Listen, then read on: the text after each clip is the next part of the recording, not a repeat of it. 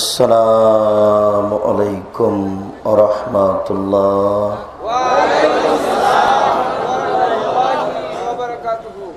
इन्नल हम्दुलिल्लाह नहमदुहु व नस्तईनुहु मन यहदिहिल्लाहु फला मुज़िल्ला लहु व मन युद्लिल फला हादिया लहु व अशहदु अल्ला इलाहा इल्लल्लाहु वहदहु ला शरीका लहु व अशहदु अन्ना मुहम्मदन अब्दुहु व रसूलुहु। अम्मा बाद फ़अऊज़ु बिल्लाहि मिनश शैतानिर रजीम। सनुअज़्ज़िबुहुम मर्रतैन सुम्मा युरद्दून इला अज़ाबिन अज़ीम। अन अनस रज़ियल्लाहु तआला अन्हु क़ाल क़ाल रसूलुल्लाह सल्लल्लाहु अलैहि वसल्लम यत्बउल मय्यता सलासा इरजो इस्नान व यब्का मा हुवा वाहिद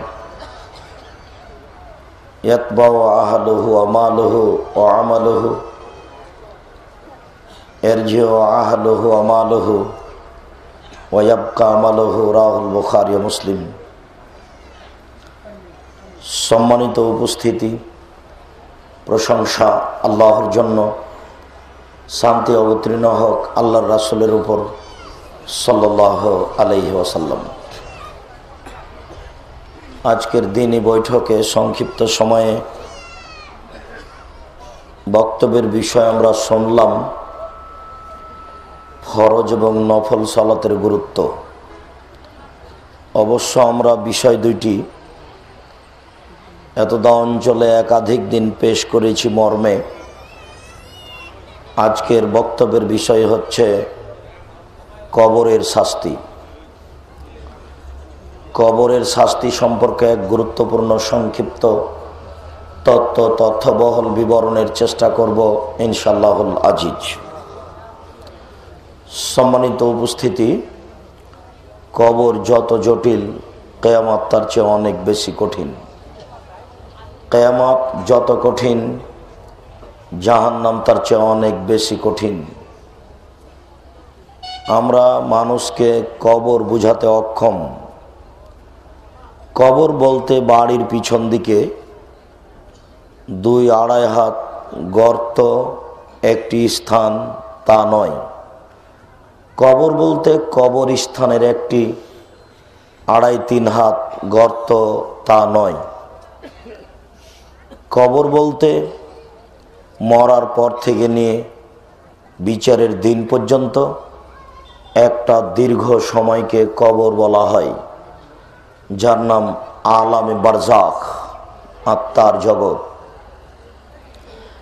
সম্মানিত উপস্থিতি, কবর যদি কবর হয় তাহলে যাকে বাঘে খেলো তার কবর কোথায়? সম্মানিত উপস্থিতি, কবর যদি কবর হয় তাহলে যে পানিতে ডুবে মারা গেল তার কবর কোথায়? কবর যদি কবর হয় তাহলে যারা আগুনে জ্বলে ছাই হয়ে গেল তার কবর কোথায়? কবর বলতে বাড়ির পিছনের এই স্থানের নাম কবর নয়। কবর বলতে কবরস্থানের এই গর্তের নাম কবর নয়। কবর বলতে মরার পর থেকে নিয়ে বিচারের দিন পর্যন্ত একটা দীর্ঘ সময়ের আত্মার সুবিধা অসুবিধা, আত্মার উপরে শাস্তি, আত্মার সুফল ভোগ করা, এর নাম কবর। আপনাদের মনে রাখা ভালো হবে, কবরের শাস্তি ঠিক স্বপ্নে কিছু দেখার মতো। একটা লোক আপনার পাশে শুয়ে আছে আর আপনি বসে আছেন। যে লোকটা ঘুমিয়ে আছে তাকে গোখরা গমা সাপ দংশন করার জন্য ছুটে যাচ্ছে, ধাওয়া করে যাচ্ছে। আর ওই লোকটিও বাপরে মারে করে চিৎকার করে পালাচ্ছে। এক সময় চিৎকারও করলো। আপনি পাশে বসে আছেন, আপনি দেখতে পাচ্ছেন লোকটা যেন কেমন কেমন করে। এর মধ্যে লোকটা কেন চিৎকার করে উঠল। যখন ঘুম ভেঙে গেল তখনও তার সাপের বিবরণ দিচ্ছে যে আমাকে সাপ এভাবে দংশন করছে। তো আপনি কি সাপ দেখতে পেলেন?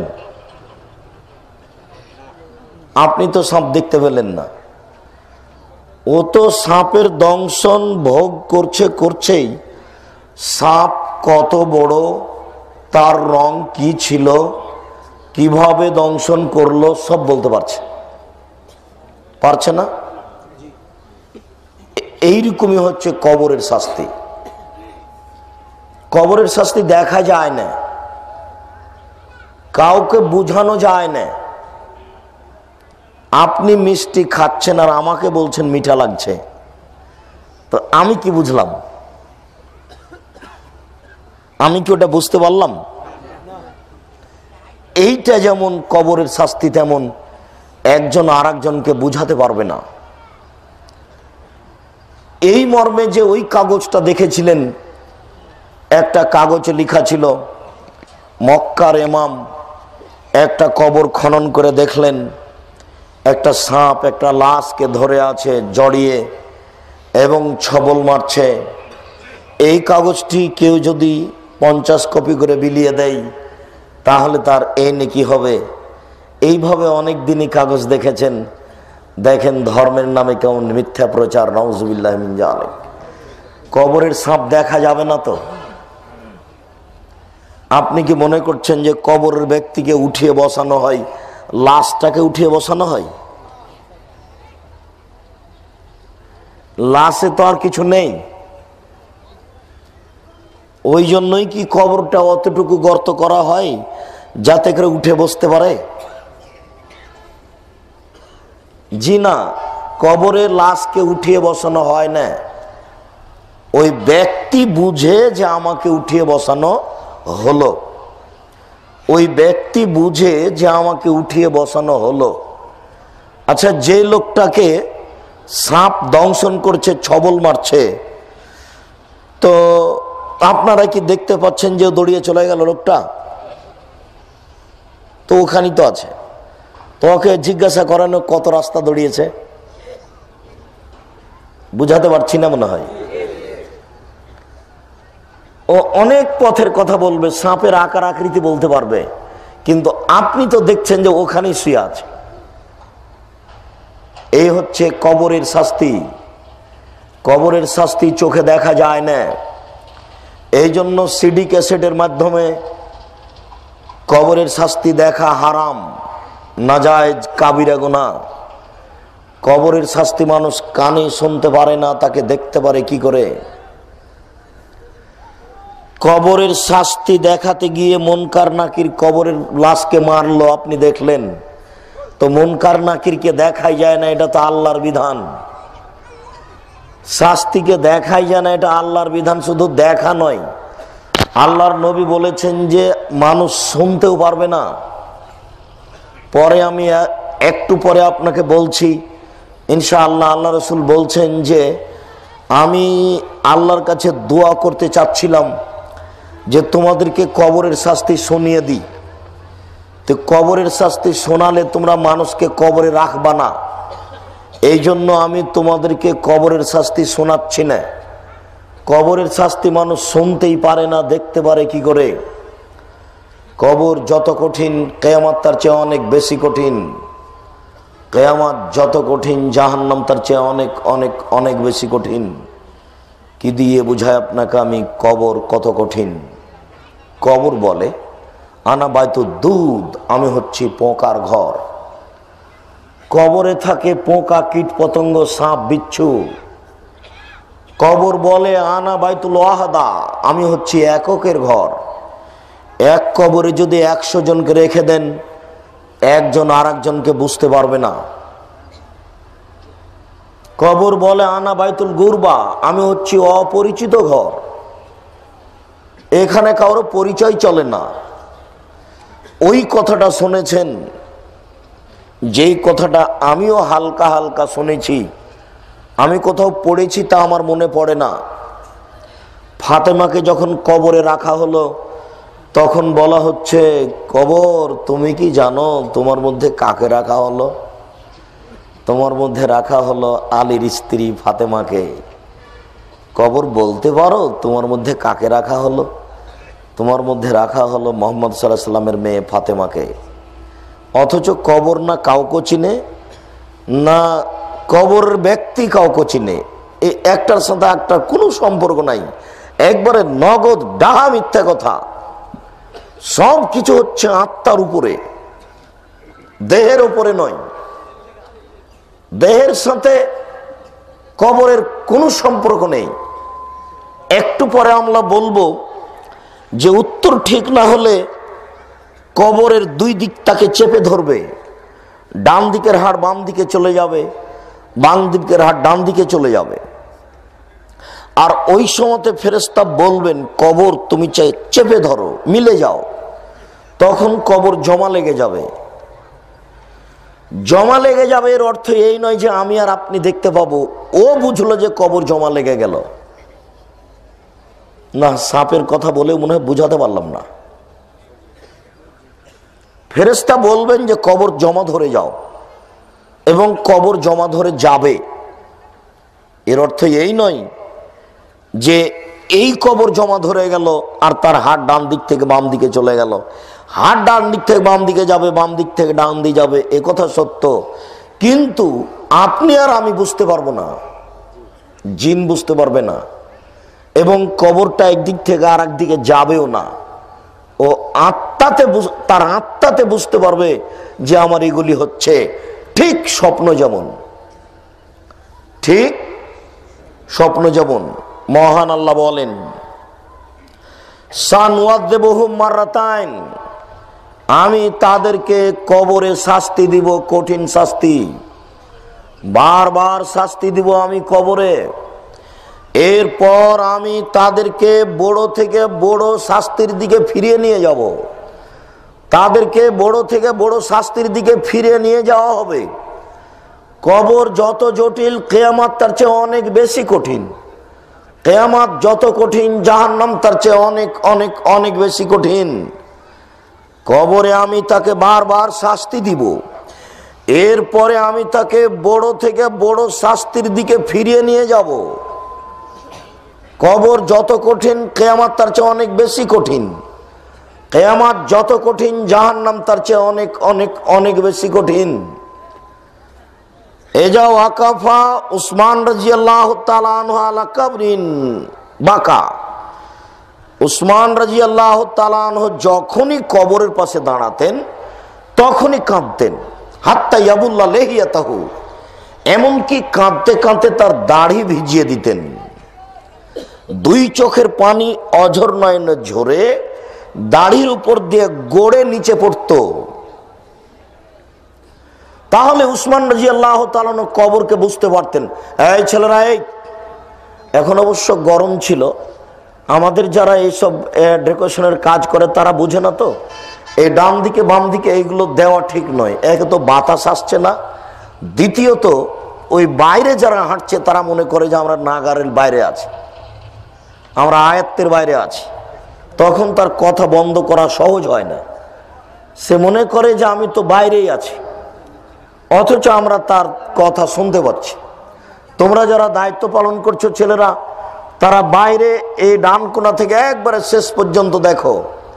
আর ওইখানে সামনে মুখে যারা দুই একজন দাঁড়িয়ে হতো বা কিছু খাচ্ছে বা কথা বলছে, তাদের সেটা বন্ধ করো। এটা তাদের নির্বুদ্ধিতার পরিচয়। আমরা তো এসেছি আপনাকে কিছু বলবো বলে, আর আপনি এসেছেন কিছু শুনবো বলে। তো আপনার ভিতরে এত বোকামি ঢুকলো কেন? আপনি কেন দোকানপাটে দাঁড়িয়ে, আপনি কেন অপ্রয়োজনীয় কথা বলছেন? আপনারা আমরা কিছু না কিছু উপকার করবই করব ইনশাআল্লাহ। আপনি একটু অপেক্ষা করুন, আপোষে কথা বলা বন্ধ করুন, আয়াত্তের বাইরে নাগালের বাইরে ঘোরা বন্ধ করুন। সম্মানিত উপস্থিতি, উসমান রাদিয়াল্লাহু তাআলা আনহু কবরকে বুঝতেন বলেই কাঁদতেন। যেমন রাসূল সাল্লাল্লাহু আলাইহি ওয়াসাল্লাম একদা বলেন, ওয়াল্লাযী নাফসি বিয়াদিহি, আল্লাহর কসম, আমি মুহাম্মদ বলছি আল্লাহর কসম, আমি মুহাম্মদ বলছি আল্লাহর কসম, লাউ তাআলামুনা মালামু লাবাকাইতুম কাসীরা ওয়ালা দাহিকতুম কালিলা। আমি যেমন আল্লাহকে জানি, তোমরা যদি আল্লাহকে জানতে, আমি যেমন আল্লাহকে চিনি, তোমরা যদি আল্লাহকে চিনতে, আমি যেমন আল্লাহকে জানি, তোমরা যদি আল্লাহকে জানতে, আমি যেমন আল্লাহকে চিনি, তোমরা যদি আল্লাহকে চিনতে, তাহলে বেশি বেশি কাঁদতে, কম কম হাসতে। তো কই আমরা কি কান্না বেশি করি না হাসি বেশি করি? তাহলে আমরা আল্লাহকে চিনি না। হাদিস তো বুখারী মুসলিম। আমরা দিন রাত হাসি তামাশায় কাটাচ্ছি এই জন্য যে আল্লাহকে আমরা চিনি না। সত্য সত্য আল্লাহকে চিনলে তাহলে পর্যায় অনুপাতে আমরা কান্নাকাটি করতাম। যেমন আপনাকে বলছিলাম যে আয়েশা রাদিয়াল্লাহু তাআলা আনহা বলেন, যখনই আমার আব্বা সালাত শুরু করতেন তখনই এমনভাবে হাউমাউ করে কাঁদতে লাগতেন যে আশেপাশের ছেলেমেয়েরা হুমড়ি খেয়ে পড়তো। তারা বলতো, আবু বকর পাগল হয়েছে, আবু বকর কেন এমন করে কাঁদে, আবু বকরের মতো লোক পাগল হয়েছে, চলো দেখে আসি কেন সে যেন কেমন কেমন করে। তার মানে এইভাবে কান্নাটা গ্রামের ছেলে মেয়ের কাছে ছিল একটা খেলতামাশা। কিন্তু আবু বকর সিদ্দিক রাদিয়াল্লাহু তাআলা আনহু সত্য সত্যই আল্লাহকে চিনতেন, এই জন্য তিনি আল্লাহু আকবার বললেই কান্না আরম্ভ করতেন। তো উসমান রাদিয়াল্লাহু তাআলা আনহু কবরকে বুঝতেন, এই জন্য কবরের পাশে দাঁড়ালেই কাঁদতেন।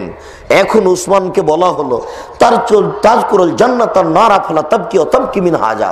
আচ্ছা উসমান, আপনি তো জাহান্নামের কথা বলেন কিন্তু কাঁদেন না, তো জান্নাতের কথা বলেন তো এরকম তো কাঁদতে দেখতে পায় না, কিন্তু যখনই আপনি কবরের পাশে দাঁড়ান তখনই কাঁদেন, ব্যাপারটা কি?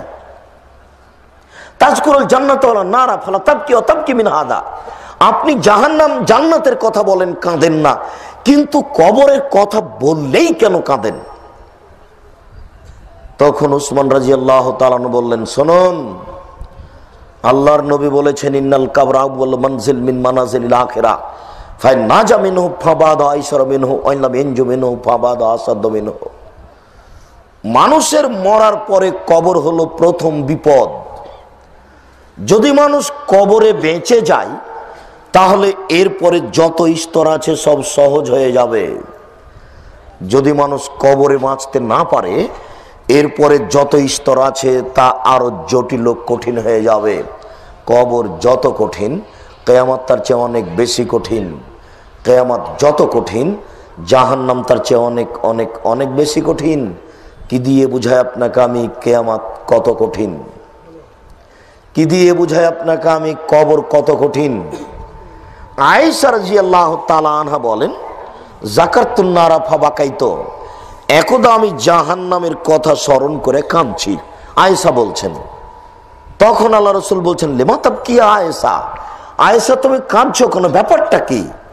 তখন আয়েশা বলছেন, আজকুরুল নারা ফালা আপকি, আমি জাহান্নামের কথা স্মরণ করে কাঁদছি।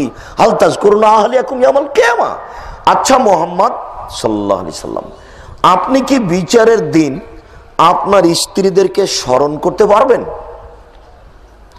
এখন তো আপনি আমাকে খুবই ভালোবাসেন, আরো মানুষকে ভালোবাসেন, তো বিচারের দিন কি আপনি আমাকে স্মরণ করতে পারবেন? তখন আল্লাহ রাসূল বলছেন যে, আয়েশা, সালাসা মাওয়াতিন লা ইয়াজকুরু আহাদুন লিআহাদিন, তিনটে জায়গা আছে বিচারের মাঠে কেউ কাউকে স্মরণ করতে পারবে না।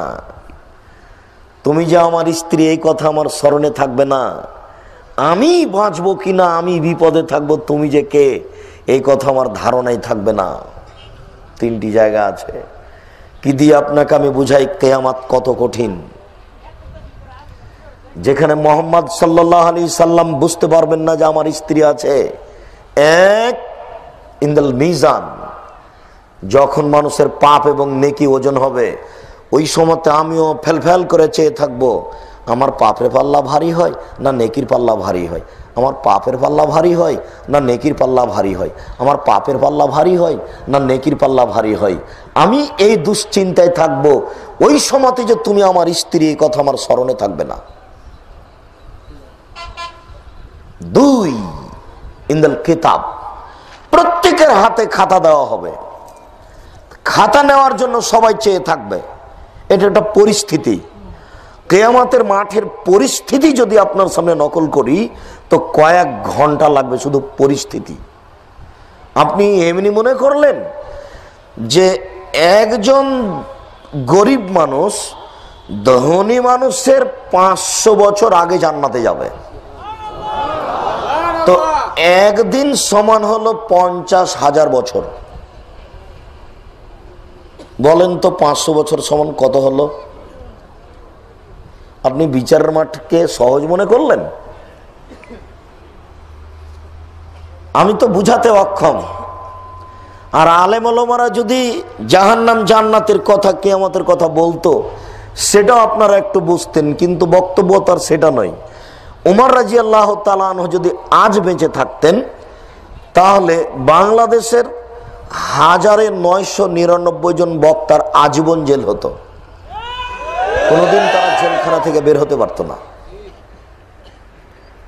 আপনার যেমন বক্তৃতার নামে একটা তামাশা, বক্তারও তার বক্তৃতার নামে একটা কাহিনী। আপনার যেমন বক্তৃতার নামে অনেক আত্মীয় স্বজন, এতদিন বাড়িতে একজন সেলিকা ছিল, আজ 50 জন। বক্তৃতার নামে দেখেন কত পুতুল বিক্রি হচ্ছে, কত বই বিক্রি হচ্ছে, কত কি বিক্রি হচ্ছে, কে যে কি করছে ধলয় অন্ধকার। আবার হুজুরের টাকা কম হলে মুখ কালো, আবার অগ্রিম এত টাকা লাগে, স্টেজ থেকে নামার আগে এত টাকা। বলেন কে যে দিন প্রচার করছে আমি নিজেও বুঝি না। আমি নিজেই বুঝি না যে আমার কি হবে। আমি 1990 সাল থেকে মাঠে আছি। 90 সাল থেকে না আজ পর্যন্ত যে কেউ যদি বলে দিতে পারে যে আব্দুর রাজ্জাক সাহেব পথ খরচ চেয়েছিল পাথেও, আমি জিন্দেগি তার কোনোদিন বক্তব্য দিতে যাব না। এরপরে আমি নিশ্চিত নই আমার কি হবে। তার মানে আমিও ধাঁধার মধ্যে আছি, এই পরিস্থিতিকে আমি কেমনে ঠেকাই। আমি জাতিকে বলেছি, বলছি, আমি ওইভাবে কলমও লিখেছি, আমি লিখে দিয়েছি বক্তা শ্রোতার পরিচয়। তার মানে এটা এ বক্তাও নয়, এ শ্রোতাও নয়, আমি এটা লিখেছি। আর তাফসির কি মিথ্যা হতে পারে? মানে যা তাফসির হচ্ছে প্রায় 99টাই মিথ্যা। এগুলো তাফসির মাহফিল নয়। এখন আপনি আপনার বিবেচনাতে নেন কি করবেন। বিচারের দিন একদিন সমান হলো 50,000 বছর। মনে আছে ছেলে তোমার? তোমার চেয়ারম্যানের মাথায় যদি টিনটা চাপিয়ে আল্লাহ বলে 3 দিন হাঁটো, কতদিন সময় হলো? 1.5 লক্ষ বছর। তোমার চেয়ারম্যান যদি জানতো যে নেতৃত্ব কত কঠিন, তাহলে 3 ঘন্টা নেতৃত্ব দিত না।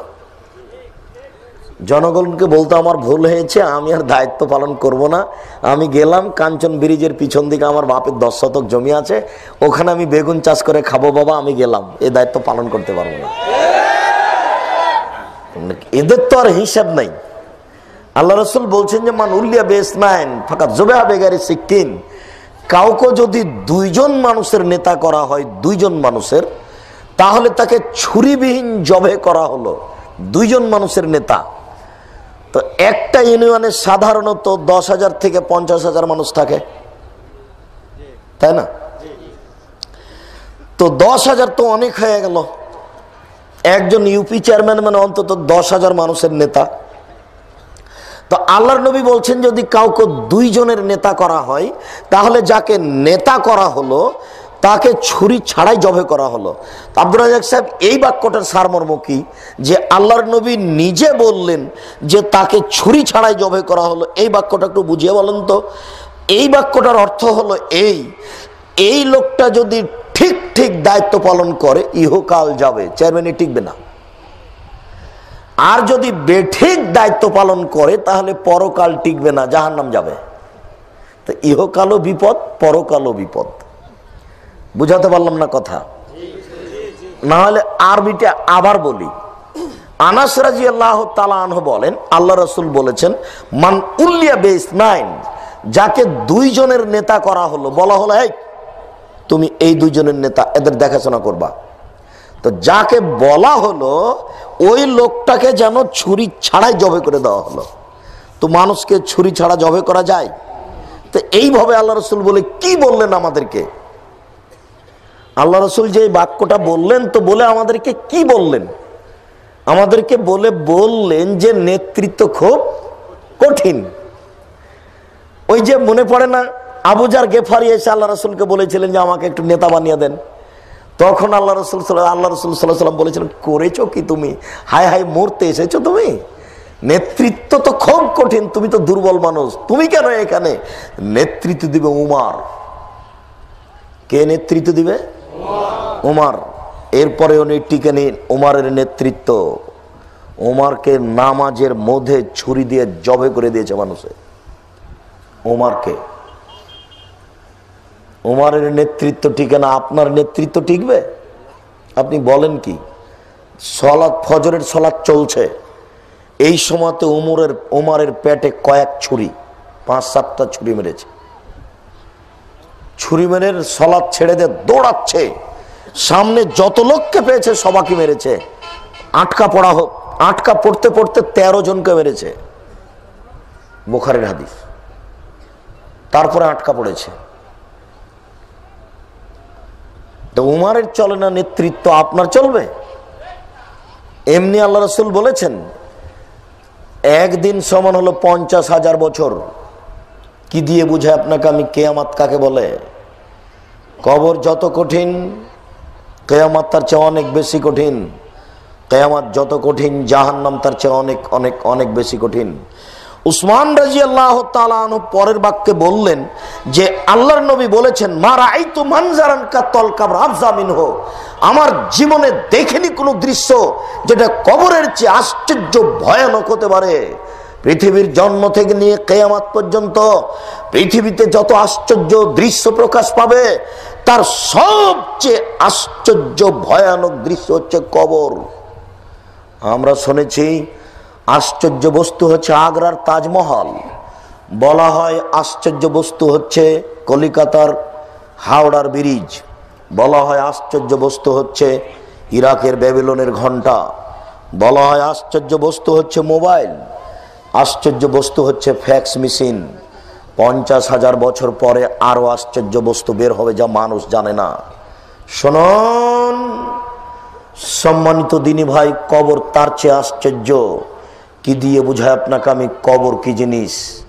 কবর যত কঠিন, কিয়ামত তার চেয়ে অনেক বেশি কঠিন। কিয়ামত যত কঠিন, জাহান্নাম তার চেয়ে অনেক অনেক অনেক বেশি কঠিন।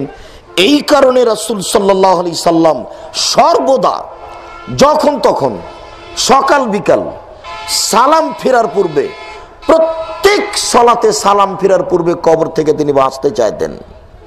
তাহলে কবর অবশ্যই জটিল জিনিস। সকাল সন্ধ্যা দোয়া করতেন, সালাম ফেরার পূর্বে দোয়া করতেন, যার নাম দোয়ায়ে মাসুরা।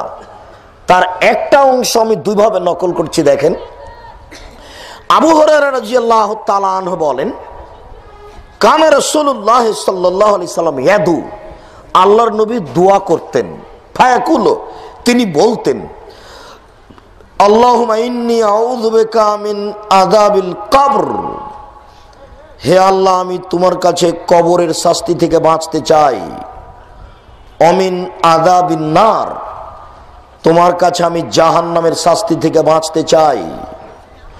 অমিন ফিতনাতিল মাসিহিদ দাজ্জাল, আমি তোমার কাছে দাজ্জালের বিপদ থেকে বাঁচতে চাই। অমিন ফিতনাতিল মাহিয়া ওয়াল মামাত, তোমার কাছে বাঁচতে চাই জীবিত থাকাকালীন ফিতনা হতে, তোমার কাছ থেকে বাঁচতে চাই, তোমার নিকটে বাঁচতে চাই মরে যাওয়ার পরে ফিতনা হতে। এইদিকে শুনুন, বেঁচে থাকাকালীন ফিতনা কি ঘটনা? আমার নামে পরোয়ানা জারি হয়েছে, পুলিশ আমাকে ধরতে আসবে, চলো চলো চলো বাড়ি ছেড়ে চলো। কি ঘটনা? বড় ছেলেকে মেরেছে, তাই হইচই লেগে গেছে। কি ফিতনা?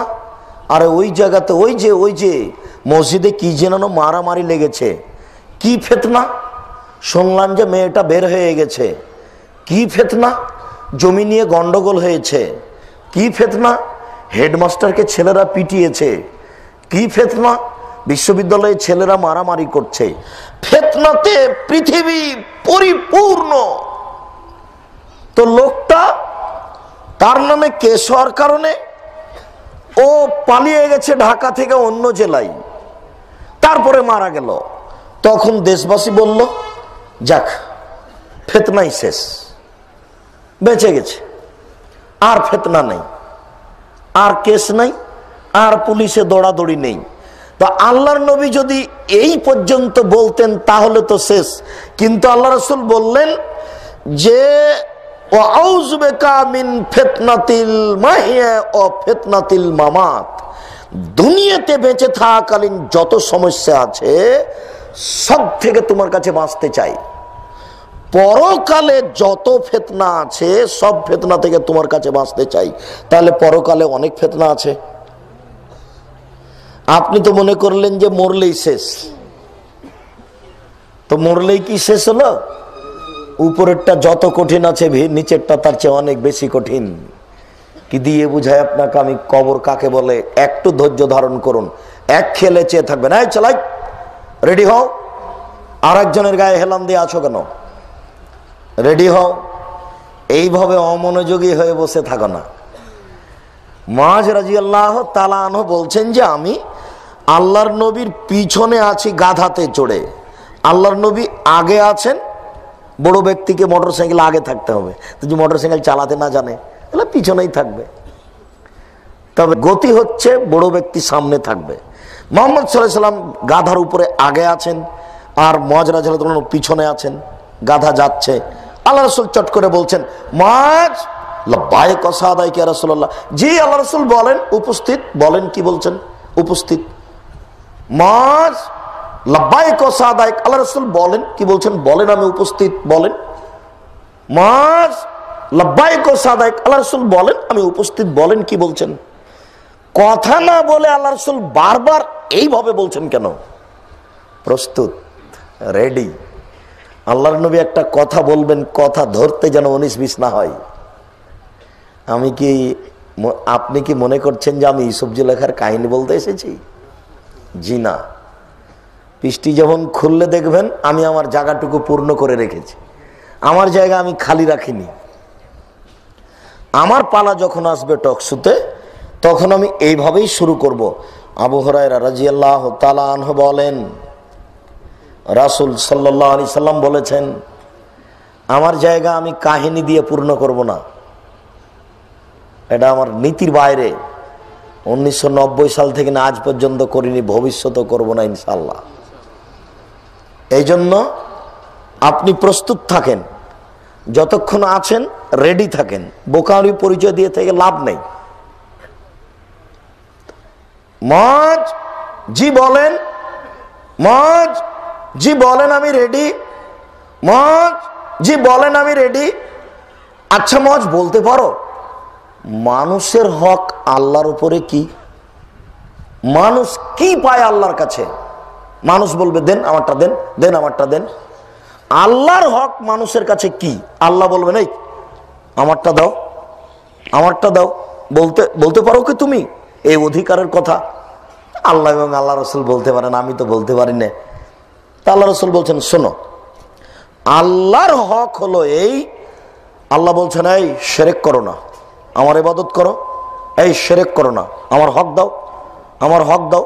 জন্মদিবস পালন করো না, জন্মদিবস পালন করলে আমার হক কাটা যাবে।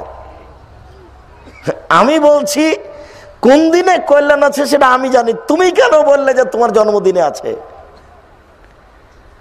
কথা বুঝতে পারেননি?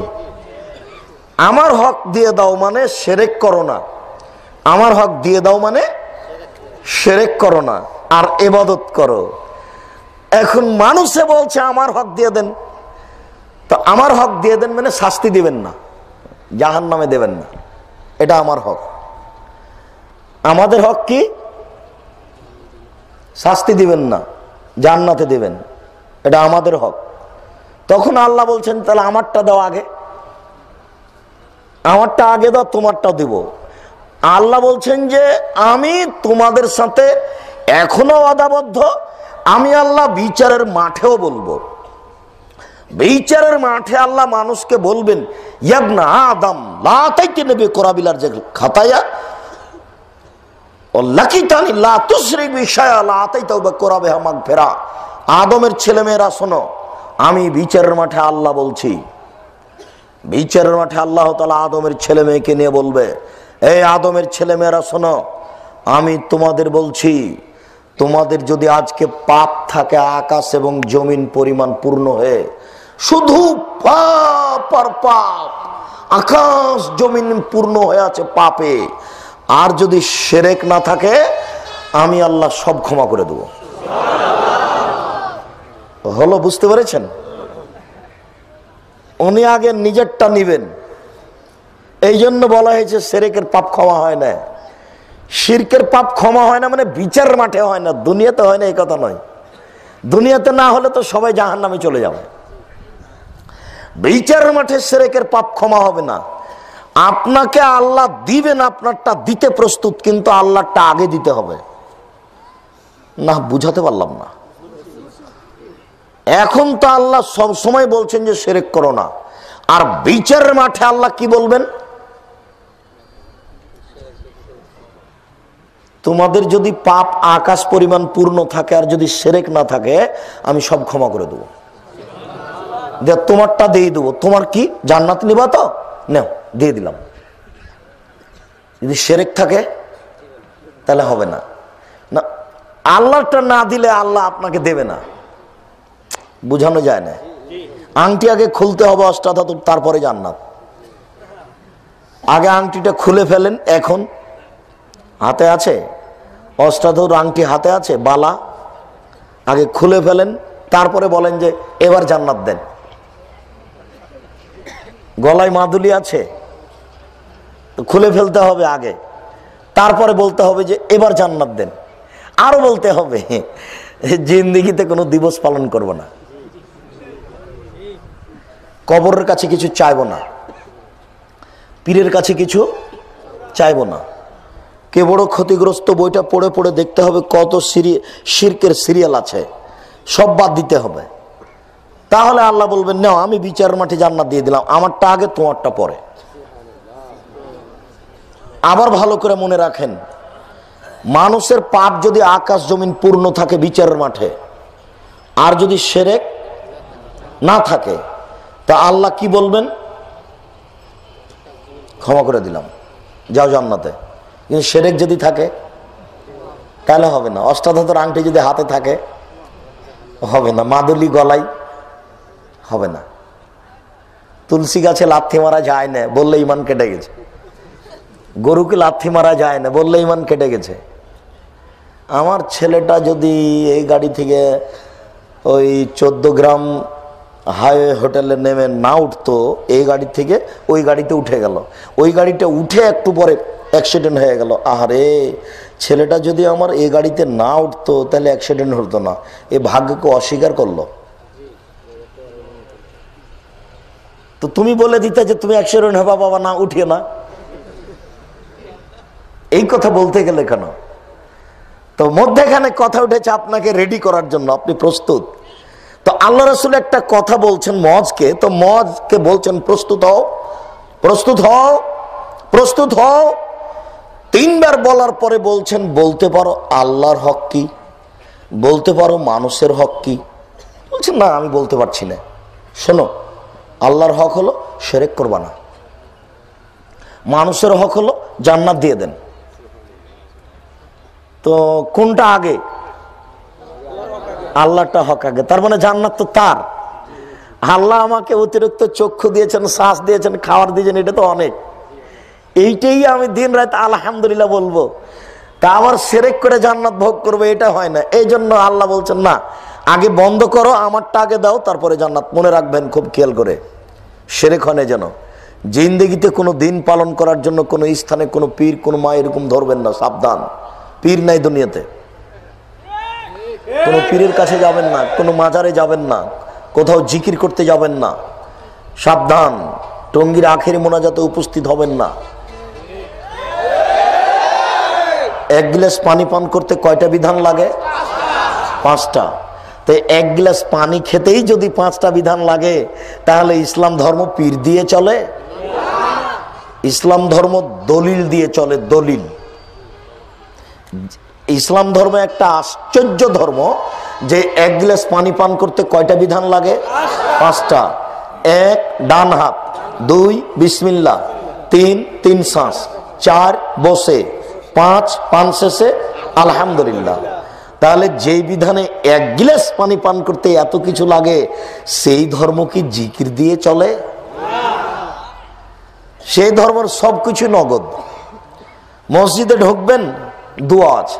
নামাজ আরম্ভ করবেন, আল্লাহ আকবার আছে। যা কাজ করবেন তার দলিল আছে। দরজাটা বন্ধ করবেন, এই ছেলে, তোমার মনে আছে কি আমি বলেছিলাম যে তোমার মা বাল্ব অফ করতে জানে না?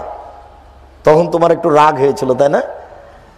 সেদিন ওখানে বলছিলেন যে আব্দুর রাজ্জাক সাহেব আমাদেরকে এমন ধমক দিলেন, কত আমরা বড় মানুষ এদিক ওদিকে ঘুরি, তোমার বোকামি কেন বলো?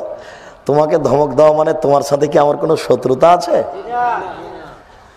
তোমার বোকামিকে ধমক দিয়েছি, তোমার মর্যাদার হানি করিনি। তোমাকে আমি খুব ভালোবাসি। তোমার সাথে তো আমার জমি জায়গায় কোনো লেনদেন নাই, নাকি? কোনো সময়তে কি জমি জায়গা নিয়ে 2 কথা হয়েছে? তো অত কষ্ট পেলে কেন যা আমাকে এমন ধমক দিলে? ঘুরে বেড়াচ্ছ কেন? তুমি ঘুরে বেড়াবা কেন? তুমি ফাইজলামি করো এখানে দিন ধর্ম শুনতে এসে? ভাবিকে মোটর সাইকেলে করে নিয়ে এসে এখানে বক্তব্য শুনতে, তোমার বোকামি। তোমাকে আমি ছেড়ে দেবো তুমি মনে করো কি? তুমি দোকানে বসে আড্ডা পিটছ, ভ্যানে চড়ে ভাবির সাথে এসেছো চাপাচাপি করে, তুমি ধর্মকে পাগল পেয়েছ? তুমি এইভাবে জান্নাত কিনতে চাও? তোমাকে দিন রাত কি বুঝালাম? ধমক তোমাকে কষ্ট লাগে? তুমি আমার দিনী ভাই, তোমাকে মূল্যায়ন করি। তোমাকে আমি বলতে চাচ্ছি তুমি সতর্ক থাকো। তোমার আমি কিছু না কিছু উপকার করবো ইনশাল্লাহ। তোমার কিছু না কিছু উপকার করবো ইনশাল্লাহ। এই যে হাজার হাজার মানুষ এখানে দাঁড়িয়ে আছে, বসে আছে, তুমি যদি একটা একটা করে দেখো খোঁজ নিয়ে, তো অন্তত কয়েক হাজার মানুষ প্রকাশ পাবে যে আব্দুর রাজ্জাক সাহেবের ওই দিনের কথাতে দাড়ি ছেড়ে দিয়েছি, ওই দিনের কথাতে সালাত শুরু করেছি, ওই দিনের কথাতে প্যান্টটা কেটে ছোট করেছি। তাহলে তো আপনার উপকার হয়। তা আপনাকে আমি এমনি ঘুরতে দিব কেন? তা তো দিব না। এমনি তো তুমি আছোই, এখন কেন? এই বোকামি তোমার সহ্য করব না। এই কারণেই তোমাকে আমি ধমক দিয়ে থাকি। তোমার সাথে আমার কোনো শত্রুতা নেই। তুমি উল্টা বুঝে না, তুমি আমার দিনী ভাই, তোমার মা আমার দিনী বোন। তোমার মায়ের সাথে আমার কোনো শত্রুতা নেই। তোমার মাকে আমি যতই কঠিন ভাবে বলি না কেন, মিঠে করে বললে তোমার মা এই কথার 5 পয়সা দাম দিত না। এই দেশের মাটিতে স্কুলকে স্কুল পরিবর্তন হয়ে গেছে, গোটা স্কুলই পোশাক পরিবর্তন করেছে। এদেশের মাটিতে কয়েকটা স্কুল আছে, কয়েকটা কলেজ আছে, পরের দিন সব পোশাক পরিবর্তন করে দিয়েছে। আলহামদুলিল্লাহ। তুমি মনে করছো মিঠা কথার দাম আছে? মিঠা কথা ওইভাবে দাম নেই। আল্লাহ রাসূল যখন কথা বলতেন, কণ্ঠস্বরে বক্তব্য জায়েজ নয়, কণ্ঠস্বরের বক্তব্য জায়েজ নয়। জাবের রাদিয়াল্লাহু তাআলা আনহু বলেন, এজা খাতাবা, যখন আল্লাহ রাসূল বক্তব্য দিতেন, আহমারাতাইনাহু, তার 2 চোখ লাল হয়ে যেত, ওয়াস্তাদা গাযাবুহু, তার রাগ বেশি হয়ে যেত, ওয়ালা সাউতুহু, তার কণ্ঠ উঁচু হয়ে যেত, কান্নহু মনোজর জাইস, যেন তিনি সৈন্য দলকে ধমক দেখাচ্ছেন, এই করতে হবে, সেই করতে হবে, এখানে যেতে হবে, সেখানে যেতে হবে। বলার গতি এমন কঠিন ছিল, শরীরের গাও থেকে, শরীরের উপর থেকে চাদর নামতে নামতে নিচে পড়ে গেছে, বেখিয়াল বলে চলে যাচ্ছেন। সব বুখারী মুসলিমের হাদিস। এটা হলো বক্তব্যের গতি। আর তোমার বক্তা সাহেবকে যে পেশ করছে মাওলানা সাহেব, তবু সুর করে বলছে যে অমুক বক্তা এখন আপনার সামনে বক্তব্য দিবে, এরকম বলছে। আমি তো কোনোদিন কণ্ঠস্বরে কোনো বাক্য বলিনি, আমার জানা নাই। আমি কোনোদিন বক্তব্যের ট্রেনিংও দিইনি। আমি কোনোদিন কারো বক্তব্য দেখিও নি যে কিভাবে বক্তব্য দেয়। আমি নিজে বক্তব্য জানিও না। আমরা 1988 আগস্টের 20 তারিখ রোজ সোমবার, 20 তারিখ 16 তারিখ আমরা দেশে এসেছি। সেদিন পর্যন্ত আমাদের কোনো হাদিস মুখস্থ ছিল না। 88 আগস্টের 20 তারিখ রোজ মঙ্গলবার বিকাল 3টা থেকে আমি শিক্ষক, রংপুর গাইবান্ধা গোবিন্দগঞ্জ জান্নাতপুর মাদ্রাসার। তো ওই মাদ্রাসার পরিচালক আমাকে বললেন, আব্দুর রাজ্জাক সাহেব, এখানে জুমার খুতবা দিলে কোরআন এবং হাদিস অনুবাদ করতে হবে, ব্যাখ্যা বললে মিম্বার থেকে নামিয়ে দেব। আচ্ছা ঠিক আছে। তখন থেকে আমি হাদিস মুখস্থ করতে লাগলাম। হাদিস মুখস্থ করে অনুবাদ করে খুতবা শেষ করতাম শুরু শেষ পর্যন্ত। ওইভাবেই এখনো আছে, ওই গতি আছেই আলহামদুলিল্লাহ। আল্লাহ ওনার ভালো করুক। লোকটা খুব মেজাজি, তো কিছু উপকার করেছে আমার। তখন খুব ভারী লাগছিল, মনে করছিলাম কি লোকে, এ কোনো কথা হলো নাকি? বলছে যে মিম্বার থেকে নামিয়ে দেবো, এই কথা বলছে। তো তার কথা অনেক উপকার করেছে। একবারে শুরু থেকে শেষ পর্যন্ত হাদিসের অনুবাদ করতাম, অন্য কিছু বলতাম না। সম্মানিত দিনী ভাই, যেটা আমি বলছিলাম সেটা হচ্ছে উসমান রাদিয়াল্লাহু তাআলা আনহুর এই বিবরণে বুঝতে পারলেন কবরের অবস্থাটি।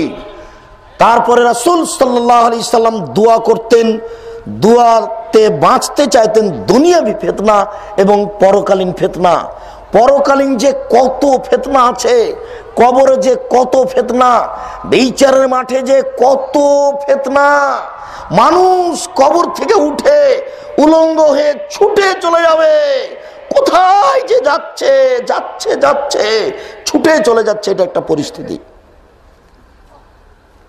3টে স্থানে তোমাদের আমি স্মরণ করতে পারবো না। আয়েশা, তার দ্বিতীয় স্থান হচ্ছে যার ডান হাতে খাতা দেওয়া হবে সেই ভালো, যার বাম হাতে খাতা দেওয়া হবে সেই খারাপ। কোন হাতে যে খাতা আছে, কোন হাতে যে খাতা আছে, যদি ডান হাতে দেয় ধন্য, যদি বাম হাতে দেয় তাহলে অধন্য। ওই সময় আমি ব্যস্ত, আমার যে কোন হাতে হয়, হাতে দেওয়ার পরে বলবে ইকরা, পড়ো। আরবি জানলেও পড়তে পারবেন, আরবি না জানলেও পড়তে পারবেন, পড়ো। তখন আপনি পড়বেন আর বলবেন মালে হাদাল কিতাব লা ইগাদিরু সাগীরাতা ওয়ালা কাবীরা। কি আশ্চর্য ধরনের বই! জীবনের ছোট কথাও লেখা আছে, বড় কথাও লেখা আছে, সব কথা লেখা আছে, জীবনের সব কথা লেখা আছে। 3, সরু চিকন রাস্তা দিয়ে হাঁটতে বলা হবে, যার নাম পুলসিরাত। ওটা ঠিক কথা, বুখারী মুসলিমের হাদিস। রাস্তাটা হবে চুলের মতো সরু, রাস্তাটা জাহান্নামের উপর দিয়ে সেট করা হবে। রাস্তাটার দুই ধারে কালালিপ লোহার বাঁকা আঁকড়া লাগানো থাকবে। আপনারা কি ইদারা দেখেছিলেন? ইদারা মনে পড়ে? কুয়া ইদারা। তো ইদারা কুয়াতে বালতি পড়ে গেলে তাকে উঠানোর জন্য একটা লোহার বাঁকা ছিল আঁকড়া, এটা মনে পড়ে আপনাদের? এইটা যেমন ওই পুলসিরাতের চতুর্দিকে তেমন লাগানো থাকবে। বুখারী মুসলিমের হাদিস, আল্লাহ রাসূল বলছেন পার হতে বলা হলে কেউ পার হবে বিদ্যুতের মতো, কেউ পার হবে ঘোড়ার দৌড়ে, কেউ পার হবে আপনার উটের দৌড়ে, কেউ পার হবে হেঁটে। আর পার হওয়ার সময়তে যারা পাপী তারা আটকা পড়ে যাবে, নিচে পড়ে যাবে, নিচে জাহান্নাম। এটা একটা পরিস্থিতি। কোন পরিস্থিতির কথা আপনাকে বলবো? আগুন থাকবে চতুর্দিকে, যেখানে সকাল করবেন আগুন চতুর্দিকে, যেখানে বিকাল করবেন আগুন চতুর্দিকে, যেখানে দুপুর করবেন আগুন চতুর্দিকে। তাহলে বিচারের মাঠে সকাল সন্ধ্যা হবে, রাত হবে, দিন হবে। কথা বুঝাতে পারছি না মনে হয়। বিচারের মাঠে এক সময় সূর্য থাকবে মাথার উপরে, তা এটা পরিস্থিতি। কথা বুঝাতে পারছি? বিচারের মাঠে আল্লাহ সবাইকে সিজদা করতে বলবেন। ওই সময় আল্লাহ তার পায়ের গোছা থেকে কাপড়টা সরাবেন, তাহলে আল্লাহর পরনে কাপড় থাকবে, তিনি সত্তা, তার আকার আকৃতি আছে তার মতো। কাপড়টা যখন সরাবেন সিজদা করতে বলা হবে। যারা ভালো তারা সিজদা করতে পারবে, আর যারা খারাপ তারা উল্টে পড়ে যাবে পিছনে। এটা একটা পরিস্থিতি। সব মানুষ রাসূল যেখানে থাকবেন হাউজে কাউসারের উপরে, ওখানে পানি খেতে যাবে। যারা ভালো তারা পানি খেতে পারবে, আর যারা ভালো নয় তারা আর ওখানে পানি পান করতে পারবে না, তাদেরকে ধাক্কা দিয়ে অন্যদিকে নিয়ে যাওয়া হবে। সব মানুষ ছুটে যাবে নবীগণের কাছে। তাহলে বলেন তো কত পরিস্থিতি! পুরো জীবন বুঝাতে হবে মুখামুখি আল্লাহর সামনে, যৌবন জীবন বুঝাতে হবে মুখামুখি আল্লাহর সামনে। সব কর্ম বুঝাতে হবে মুখামুখি আল্লাহর সামনে, সব টাকা বুঝাতে হবে মুখামুখি আল্লাহর সামনে, সব খরচ বুঝাতে হবে মুখামুখি আল্লাহর সামনে। দেখেন তো কত পরিস্থিতি। আপনি ভুলে গেলেন আপনাকে আমি কি বুঝাচ্ছি। আল্লাহর নবী বলছেন যে আল্লাহ তুমি আমাকে দুনিয়ার ফিতনা থেকে বাঁচাও আর মরার পরে ফিতনা থেকে বাঁচাও। আপনাকে আমি বুঝাতে চাচ্ছি যে মরলেই ফিতনা শেষ হয়নি, ফিতনা আরো শুরু হলো। কিন্তু লোকটার নামে কেস হয়েছিল, পরোয়ানা জারি হয়েছিল, লোকটা মারা গেল, তখন এলাকার লোক বলল যে বেঁচেছে, দুনিয়াবি ঝামেলা থেকে বেঁচে গেছে, যাক ও এখন শান্তিতে ঝামেলা শেষ। কিন্তু ও তো আর কিয়ামতকে জানে না, ও তো কবরকে জানে না। কত সমস্যা আছে দেখেন, কবরেরই কত সমস্যা দেখেন। আমি ধারাবাহিক কয়েকটা পেশ করি। আপনারা দোয়ায়ে মাসুরা বুঝেন? দোয়ায়ে মাসুরা, সালামের বৈঠকে প্রথমে তো আত্তাহিয়াত নাকি, তারপরে দুরুদ, তারপরে দোয়ায়ে মাসুরা। দোয়ায়ে মাসুরার প্রথম অংশ হচ্ছে আল্লাহুম্মা ইন্নী যালামতু নাফসি যুলমান কাসীরা, হে আল্লাহ জীবনে খুব পাপ করেছো, তুমি ক্ষমা করো। ফাগফিরলি মাগফিরাতাম মিন ইনদিক, তুমি আমাকে ক্ষমা করো, ক্ষমা তোমার পক্ষ থেকে হয়ে থাকে। ওয়ারহামনি ইন্নাকা আনতাল গাফুরুর রহিম, তুমি দয়া করো, তুমি ক্ষমা করো। তুমি যেহেতু বড় দয়াবান, তুমি যে বড় ক্ষমাবান, তুমি যদি দয়া না করো, তুমি যদি ক্ষমা না করো, তাহলে কে দয়া করবে, কে ক্ষমা করবে? এরপরে আল্লাহুম্মা ইন্নী আউযু বিকা মিন আযাবি জাহান্নাম, হে আল্লাহ তোমার কাছে জাহান্নামের শাস্তি থেকে বাঁচতে চাই। ওয়া আউযু বিকা মিন আযাবিল কবর, তোমার কাছে কবরের শাস্তি থেকে বাঁচতে চাই। ওয়া আউযু বিকা মিন ফিতনাতিল মাসিহিদ দাজ্জাল, তোমার কাছে আমি দাজ্জালের ফিতনা থেকে বাঁচতে চাই। ওয়া আউযু বিকা মিনাল মাসামি ওয়াল মাগরাম, তোমার কাছে আমি বাঁচতে চাই পাপ হতে, তোমার থেকে আমি বাঁচতে চাই কর্জ হতে। শোনেন, জিন্দেগিতে কোনোদিন ব্যাংকে লোন নিয়ে ব্যবসা করবেন না। একদিনে কোটিপতি ধনী হয়েন না, ধনী হতে সময় লাগবে অন্তত 30 বছর। চকলেট দিয়ে ব্যবসা শুরু করবেন। কি দিয়ে? চকলেট দিয়ে। তারপরে 30 বছর পরে ঢাকার বড় বিত্তশালী হবেন, একজন বড় ব্যবসায়ী। ঋণ খুবই কঠিন, ঋণ হলে আপনার জানাজাই হবে না, বাদ। আল্লাহ রাসূল জানাজা করতে এসে, ঋণ আছে? জি। তোমরা করো, আমি গেলাম। আল্লাহ রাসূল জানাজা, আপনার জানাজাই বাদ, জাহান্নাম জান্নাত পরে। ঋণ থাকা মানে জানাজাই হলো না। এই কাজ আপনি করতে গেলেন কেন? আল্লাহর নবী দিন রাত ঋণ থেকে পরিত্রাণ চাইতেন। আল্লাহ তুমি আমাকে ঋণ থেকে বাঁচাও, আল্লাহ তুমি আমাকে কর্জ থেকে বাঁচাও, আল্লাহ তুমি আমাকে ঋণ থেকে বাঁচাও, আল্লাহ তুমি আমাকে কর্জ থেকে বাঁচাও। আল্লাহর নবী জিন্দেগিতে কোনোদিন এক ওয়াক্ত নামাজ পড়েছেন আর সালাম ফেরার পূর্বে কর্জ থেকে বাঁচতে চাননি, এরকম তার জিন্দেগিতে কোনোদিন নামাজ যায়নি। না, বুঝাতে পারলাম না কথা। এমন কোনদিন সলাত আদায় করেছেন যেই সলাতের ঋণ থেকে পরিত্রাণ চাননি, এরকম ঘটনা কোনোদিন ঘটেনি। কথা কি বুঝাতে পেরেছি? তাহলে ঋণ অবশ্যই বিপদ, কিছু খুবই বিপদ।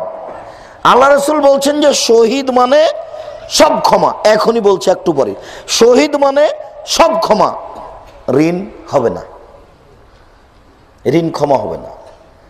শহীদ হয়ে গেল, ঋণ ক্ষমা হবে না। এইভাবে ব্যাংকে টাকা নিয়ে বিত্তশালীর ক্ষমতা দেখে রাষ্ট্রপতি, আপনার দেশের সরকার পরিবর্তন হলে ঋণ মওকুফ। ক্ষমতার জোরে কয়েক কোটি টাকা ঋণ নিয়েছিল, সরকার নাকি পাল্টে গেছে, ঋণ নাকি লাগবে না।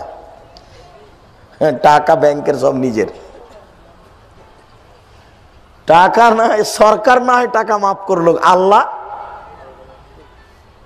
কেউ যে বুঝে না, শুধু খায় পায়খানা করে দিন কাটায়। কেউ একটুকু বিবেচনা করে? বিবেচনাই করে না। এই ছেলে শোনো, বক্তব্যের সাথে মুনাফিকি করো না।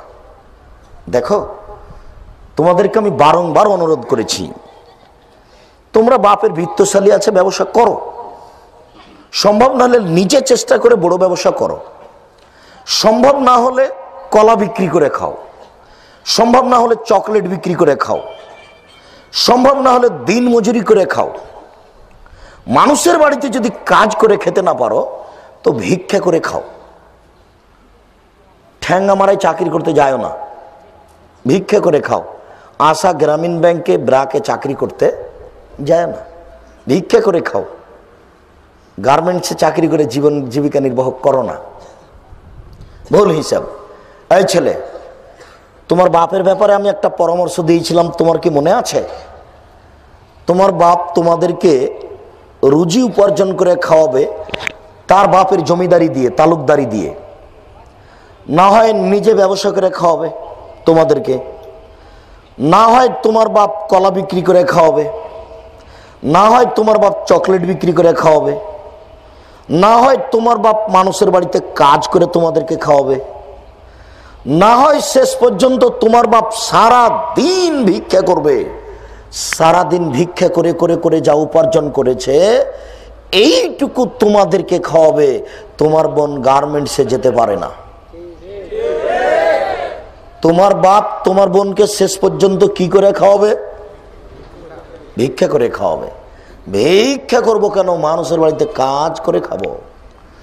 আব্দুর রাজ্জাক সাহেব ভিক্ষার কথাটা বলেছেন শেষ পর্যায়ে গিয়ে।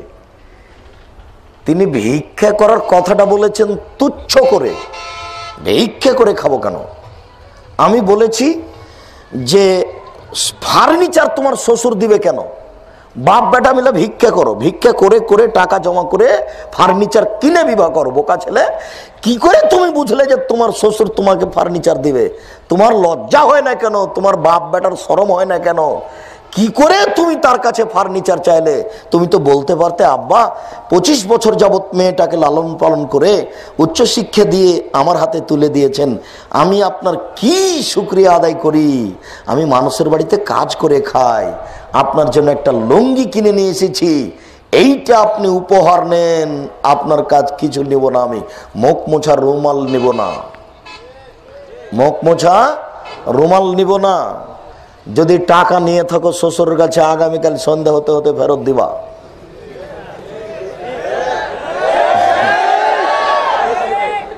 বাপ বেটা ভিক্ষা করে খাবা, টাকা নিবা না। যদি দেশের লোক ভিক্ষা না দেয় তো ঢাকাতে ট্রেন স্টেশন কাছে আছে, কমলাপুর ট্রেন স্টেশন, সারাদিন রাজশাহীতেও আছে। একটু সারাদিন যদি মানুষের ব্যাগ তুলে দাও কমলাপুর স্টেশনে, সারাদিন থাকলে কত টাকা ইনকাম হতে পারে মনে করো? অন্তত 300 টাকা, বেশি হবে। তুমি কি করে বুঝলে শ্বশুরের কাছে মোটর সাইকেল নিতে হবে? এটা কি করে বুঝলে? ছি ছি ছি ছি ছি। মানুষের একটা মর্যাদা থাকা উচিত, মানুষের একটা মান সম্মান থাকা উচিত। এই ছেলে শোনো, বিবাহের দিন তোমার শ্বশুর তোমার জন্য যা কিনেছে সেটা তোমার ব্যবহার করা হারাম। বিবাহের দিন তোমার শ্বশুর এই কাপড় চোপড় কিনলো কেন? কেন কিনবে? নীতি উল্টে গেছে, বাধ্য হয়ে কিনেছে। নীতি উল্টে গেছে, তোমার শ্বশুর বাধ্য হয়ে কিনেছে। আজীবন পড়াশোনা করলেও একটা হাদিস প্রমাণ হবে না কিয়ামত পর্যন্ত যে মেয়ের বিবাহ দিতে লেগে 1 টাকা বাপের খরচ হবে, এরকম কোনো প্রমাণ কোরআন হাদিস দেওয়া হবে না। কমিউনিটি সেন্টারে খাওয়া শেষ হলে শ্বশুর পকেট থেকে টাকা 2 লক্ষ বের করে শ্বশুরের হাতে দিও, আব্বাজি খাওয়া খরচ থাকলো। সবাই মিলে খেতে গেলে কেন? এমনিতে এতগুলি মেয়ে যাওয়া হারাম, এতগুলি বরযাত্রী যাওয়া হারাম, কমিউনিটি সেন্টারে মেয়েদের উপস্থিত হওয়া হারাম, এইভাবে ভিডিও ছবি করা হারাম, এইভাবে বিবাহ পড়ানো হারাম। আবার যৌতুক হারাম, এটা হতে পারে কি করে? যৌতুক হারাম, যৌতুক হারাম, যৌতুক হারাম। আগামীকাল সন্ধ্যা হতে হতে টাকা ফেরত দিবে শ্বশুরকে, কোনো পথ নেই, ফেরত দিতেই হবে। শ্বশুরের টাকা ভোগ করা যেমন, গার্মেন্টসে চাকরি করা তেমন। তোমার বাপ শেষ পর্যন্ত ভিক্ষা করে ছেলে মেয়েকে খাওয়াবে। তোমার বোন গার্মেন্টসে যেতে পারে না, অসম্ভব। তোমার বাপ দায়িত্বের কারচুপি করেছে। বলছিলাম সম্মানিত উপস্থিতি, রাসূল সাল্লাল্লাহু আলাইহি সাল্লাম বললেন, ঋণ থেকে আমাকে রক্ষা করো, জিন্দেগিতে যেন ঋণ না হয়। ঋণ যদি করতে হয় ওই সময়তে যখন ছেলে মেয়ের কোনো আহার নাই, মুখের দিকে তাকিয়ে থাকা যায় না। বাচ্চার 10টা হয়ে গেল, 11টা বেজে গেল, কোনো খাওয়ার ব্যবস্থা করতে পারলাম না, তাহলে কোনো মানুষের বাড়িতে একটু 10 টাকা কর্জ নিয়ে আসি। সেই দিন আজ নেই, 1971 সালের কথা আমরা শুনেছি। ধানের চাউল ছিল 6 টাকা কেজি, আর মানুষের দিন মজুরি ছিল 2 টাকা। 1 কেজি চাউল কিনলে 3 দিন কাজ করতে হবে। 1 কেজি চাউল কিনলে কয়দিন কাজ করতে হবে? 3 দিন। আর 1 কেজি লবণের দাম ছিল 25 টাকা। এবার বলেন 1 কেজি লবণ কিনলে কয়দিন কাজ করতে হবে? 12 দিন। আর এখন যদি মানুষ একদিন কাজ করে 300 টাকা পাবে। 100 টাকায় 5 কেজি চাউল, একদিন কাজ করলে 15 কেজি চাউল পাবে। ওই কথাটা আপনার মনে রাখবেন, কোনোদিন হারাম উপার্জন করতে যাবেন না। পয়সা বেশি হবেই। এটা কাঞ্চন, মানে কাঞ্চনটা কি? কোনো থানা না, ইউনিয়ন, পৌরসভা। 20 বছর পূর্বে কাঞ্চন পৌরসভায় যত টাকা ছিল আজ তার চেয়ে কম না বেশি? বেশি। 20 বছর পরে আরো বেশি হবে। মানুষ যদি মানুষের উপরে চড়ে থাকে তবু টাকা বেশি হবে, হবেই। একাধিক দিন আব্দুর রাজ্জাক বিন ইউসুফ বলেছেন, মানুষের পয়সা এত বেশি হবে কেউ কারো পয়সা নেবে না। দান খায়রাত যার কাছে করতে যাবেন, বলবেন যে ভাই আপনার জন্য একটু দান নিয়ে এসেছিলাম, তখন হলো না না না না, ওটা কালকে দিলে নিতাম, আজকে প্রয়োজন নাই, প্রয়োজন শেষ, ভাই নিয়ে যান নিয়ে যান, আমি এটা নেব না। দানের প্রয়োজন রাতে রাতে মিটে গেছে, সাদকা নিবে না। মনে আছে আপনার, একটা গাভীর দুধ খাবে কতজন মানুষ? একটা গ্রাম। একটা ডালিম খাবে একটা বংশ। 15 বছর পূর্বে একটা ডালিমের ওজন ছিল 1 ছটাক। 15 বছর পরে এখন দেখা যাচ্ছে একটা ডালিমে 1 কেজি। 15 বছর পূর্বে একটা গাভীর দুধ দিত হাফ কেজি থেকে 3 কেজি, এখন একটা গাভীর দুধ দিচ্ছে 3 কেজি থেকে 40 কেজি। তো 15 বছরের ব্যবধানে যদি এমন হয়, তাহলে 50 বছর পরে গাভী কত দুধ দিবে বলেন আপনি দেখি। 50 বছর পরে এই বাজারে কত বড় ডালিম পাওয়া যাবে আপনি বলেন। 5 বছর পূর্বে এই বড়ইগুলো, কুল বড়ই বলছেন, এত বড় বড় কোথায়? আর এত বড় পেয়ারা ছিল কোথায় 5 বছর পূর্বে? আপনি বুঝতে পারছেন না কিভাবে টাকা মানুষের বেশি হয়ে যাচ্ছে। আপনার অজান্তেই মানুষ হয়ে যাবে বিত্তশালী। সেই দিন তো বহু মানুষ বিলের ধারে গামছা পরে খালি পায়ে ছাগল চড়াতো, তারাই তো বাড়ি গাড়ি করলো। সেই দিন বিলের ধারে গামছা পরে ছাগল চড়াতো, এই কথা আল্লাহর নবী বলছেন, এটা নবীর মুখের কথা। ওরাই তো যারা বিলের ধারে গামছা পরে খালি পায়ে ছাগল চড়াতো। কিভাবে ঢাকা গেল? বাপ ঠেলা গাড়ি পিছন দিক থেকে ঠেলে আর ছেলে সামনের দিক থেকে টানে। হঠাৎ করে দেখা গেল 20 তলা বিল্ডিং করেছে, জমি জোর করে দখল করেছে, নামটা আর উল্লেখ করলাম না, বিল্ডিং ধ্বংস হয়ে গেল।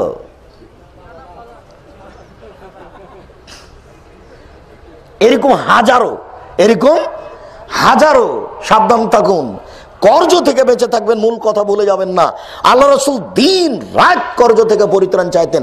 আয়েশা রাদিয়াল্লাহু তাআলা আনহা বলেন, জাত ইহুদিয়া, একজন ইহুদি মহিলা আসলো, ফাস্তাত আমানি আলা বাবি, আমার দরজায় এসে খেতে চাইলো। দুঃখিত, এটা কাঞ্চন পৌরসভা, এটা হলো নারায়ণগঞ্জ, ঢাকা। ঢাকার একটা অংশ যেগুলো নারায়ণগঞ্জ, নরসিংদী, কুমিল্লা, ওইদিকে আপনার সাতক্ষীরা, খুলনা, বাগেরহাট, এইসব জেলাগুলির আমি বিষয়টা বুঝতে পারি না। আপনাদের বাড়ির চতুর্দিক ঘেরা নাই কেন?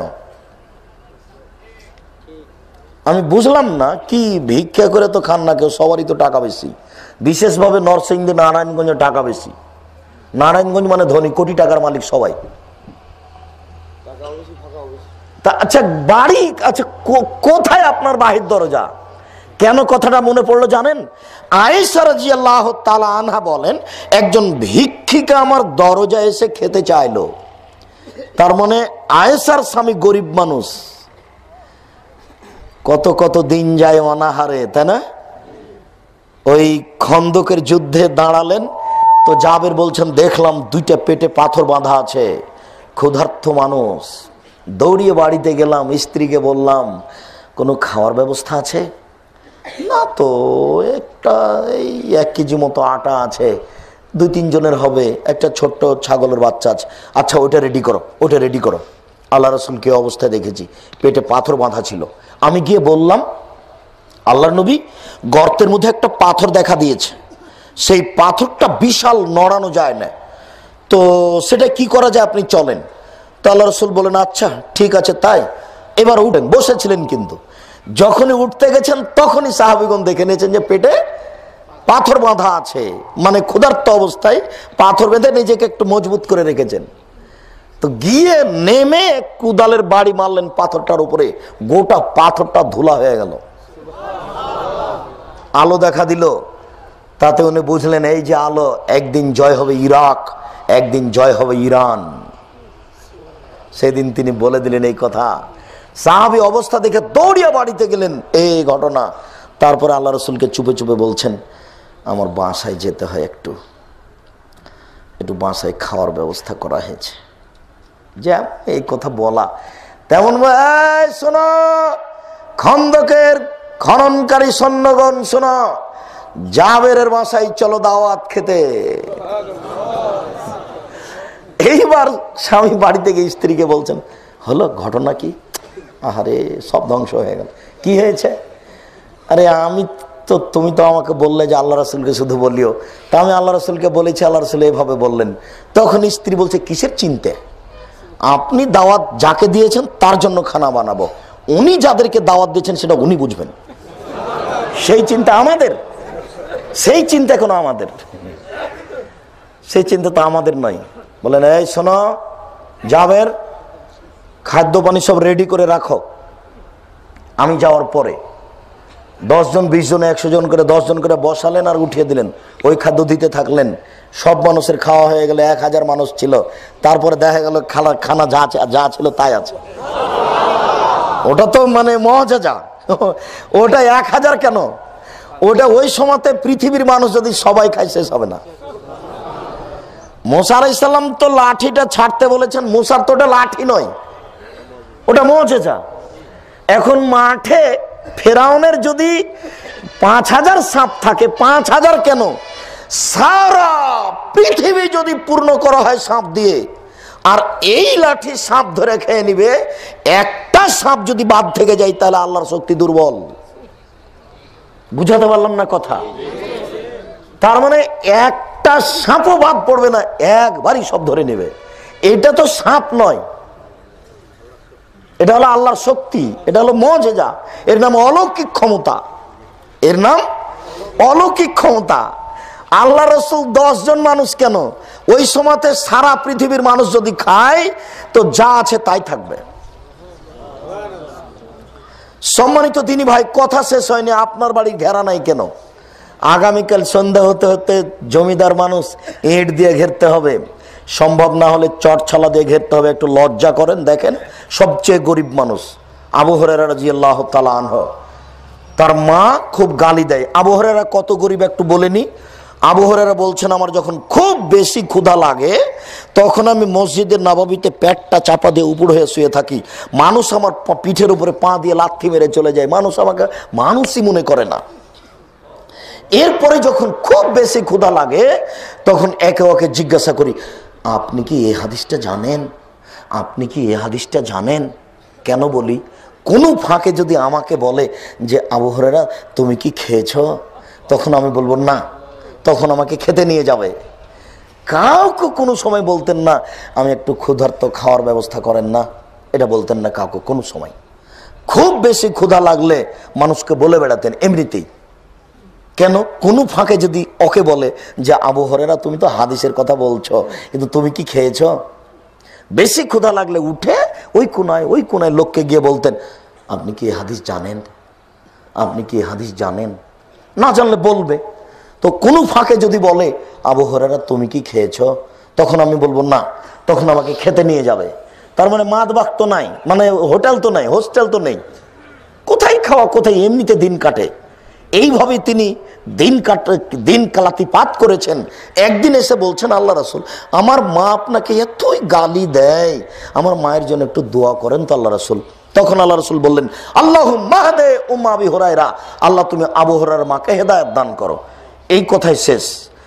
ওই বড় বক্তার বক্তৃতা আছে, উনি এখন দৌড়িয়ে চলে যাচ্ছেন, দোয়া আগে কবুল হয় না, উনি আগে পৌঁছেন। এইগুলো কথা কিন্তু হাদিসে নাই। এখন উনি চলে গেলেন বাড়িতে দেখছেন দরজা বন্ধ। কান লাগে দেখছেন যে মা যেন পানি নিয়ে নাড়াচাড়া করছে, কি যেন করছে তার মা। তার মানে তার মা গোসল করছে, ওইদিকে দোয়া কবুল হয়ে গেছে, দোয়া কবুল হয়ে গেছে। এবার দরজাটা খুলতে দেখে তার মায়ের মাথায় কাপড় নেই। মুসলিম গ্রন্থে এসেছে তার মায়ের মাথায় কাপড় নেই। আবু হুরায়রা তার মায়ের মাথাতে কাপড় নেই কথা বললেন কেন? তার মানে হিন্দু মাও ছেলের সামনে আসতেন মাথায় কাপড় দিয়ে। হঠাৎ করে দরজা খুলে দিয়েছেন, মায়ের মাথায় কাপড় নেই, এই কথা আবু হুরায়রা নকল করছেন। তার মানে হিন্দু মাও মাথায় কাপড় দিয়ে থাকতেন। বুঝাতে পারলাম না কথা? তোমার মা তোমার সামনে মাথায় কাপড় রাখবে না, গায়ে কাপড় রাখবে না, এটা ঠিক নয়। তোমার মা মহিলা মানুষ আর তুমি পুরুষ মানুষ। তোমার মাকে গায়ে কাপড় দিয়েই থাকতে হবে তোমার সামনে। এরপরে দরজা খুলেই দেখলেন যে মায়ের মাথায় কাপড় নাই। মা চট করে বলছেন, আশহাদু আল্লা ইলাহা ইল্লাল্লাহ ওয়া আশহাদু আন্না মুহাম্মাদার রাসূলুল্লাহ। আমি সাক্ষ্য দিচ্ছি আল্লাহ ব্যতীত কোনো মাবুদ নেই, আমি সাক্ষ্য দিচ্ছি মুহাম্মদ আল্লাহর রাসূল। আবু হুরায়রার মা হেদায়েত হয়ে গেল। আমি কিন্তু এই কথা বলার জন্য মুসলিম গ্রন্থের হাদিস পড়িনি, আমি আপনাকে বলতে চেয়েছি আবু হুরায়রা আটকা পড়ে গেলেন, ভিতরে ঢুকতে পারলেন না। বলেন তো কি আছে? বাড়ি দরজা আছে। সবচেয়ে গরিব মানুষ। এই ছেলে বলো, এই তুমি বলো, তোমার বাপ আবু হুরায়রার চেয়ে বেশি গরিব না কম গরিব? বলো তুমি। বেশি গরিব। আবু হুরায়রা বেশি গরিব। তোমার বাপ আবু হুরায়রার চেয়ে ধনী? অবশ্যই। তাহলে আবু হুরায়রার মতো গরিব মানুষের বাড়িটা কি করা আছে? ঘেরা আছে, দরজা আছে। দেখো তোমাদের এলাকার এই কাঞ্চনের 90% বাড়ি জায়েজ নয়। আমরা যদি তোমাদের বাড়িতে আসি তো আমরা ওইভাবে থাকবো ট্রেন স্টেশনে যেভাবে থাকি। তার মানে তোমাদের বাড়িটা আমাদের কাছে কমলাপুর ট্রেন স্টেশন। তোমাদের বাড়ির আমরা 5 পয়সা দাম দিনে। একটু লজ্জা করো, শরম করো, বাড়ি ঘেরো। তোমার মাকে বলো আগামীকাল সন্ধ্যা হতে হতে বাড়ির চতুর্দিক ঘেরতে হবে। একটা দরজা রাখবা। দরজা যদি করতে না পারো, দুই দিকে দুটো বাঁশ খাড়ো করবা, ওপরে একটা বাঁশ দিবে, নিচে একটা কাপড় ঝুলিয়ে দাও। তোমার মা যখন রাত্রে শুইতে যাবে তখন বিসমিল্লাহ বলে এই পর্দার নিচে একটা খড়ি, এত বড় খড়ি, বিসমিল্লাহ বলে রেখে দিবে। আল্লাহ নবী বলেছেন এই দরজা দিয়ে সকাল পর্যন্ত কোনো শয়তান ঢুকতে পারবে না। তোমার মাকে বলেছিলাম যে তোমার মা বাল্ব অফ করতে জানে না। বুখারীর হাদিস, আল্লাহ রাসূল বলছেন অতফুসরাজাক মজকুরুল্লাহ, বিসমিল্লাহ বলো, বাল্ব অফ করো, বন্ধ করো। তোমার মাকে আজকে বলিও আম্মা আপনি 30 বছর থেকে এই সংসারে আছেন, কোনোদিন বাল্বটা অফ করার সময় বিসমিল্লাহ বলেছেন? আপনাকে বলবেন না রে বেটা, তো কোনোদিন তো বলিনি এই কথা, কোনোদিন বলে না। তোমার মা জানালা বন্ধ করার সময় বিসমিল্লাহ বলে না, দরজা বন্ধ করার সময় বিসমিল্লাহ বলে না। তোমার মা তোমার ছোট ভাইকে দুধ খাওয়াতে জানে না। তোমার মা যতবার তোমার ছোট ভাইকে দুধ খাওয়াবে ততবার তোমার মাকে বিসমিল্লাহ বলতে হবে। যদি তোমার মা বিসমিল্লাহ না বলে তাহলে এ দুধ শয়তান খাবে, নিশ্চিত খাবে, অবধারিত খাবে। আল্লাহর নবী বলেছেন খাবে, অতএব খাবেই খাবে। আল্লাহ রাসূল বলেছেন যে খাদ্যের উপরে বিসমিল্লাহ বলা হয় না সে খাদ্য শয়তান খায়। তাহলে তোমার মা যতবার বাচ্চাকে দুধ খাওয়াবে ততবার তোমার মাকে কি বলতে হবে? বিসমিল্লাহ বলতে হবে। তোমার মা ভাতের পাতিল থেকে ভাত বের করতে জানে না, সেইটা আবার কি? তোমার মা গামলা থেকে ভাত তুলে দিতে জানে না। আল্লাহ রাসূল বলছেন কুলমিন জাওয়ানে বেহলা তাকুলমিন অস্তেহা ফাইনাল বারাকাতা তানজুলু ফি অস্তেহা। তোমরা পাশ থেকে খাও, মধ্যে থেকে খেও না, কেননা মধ্যে বরকত নাজেল হয়।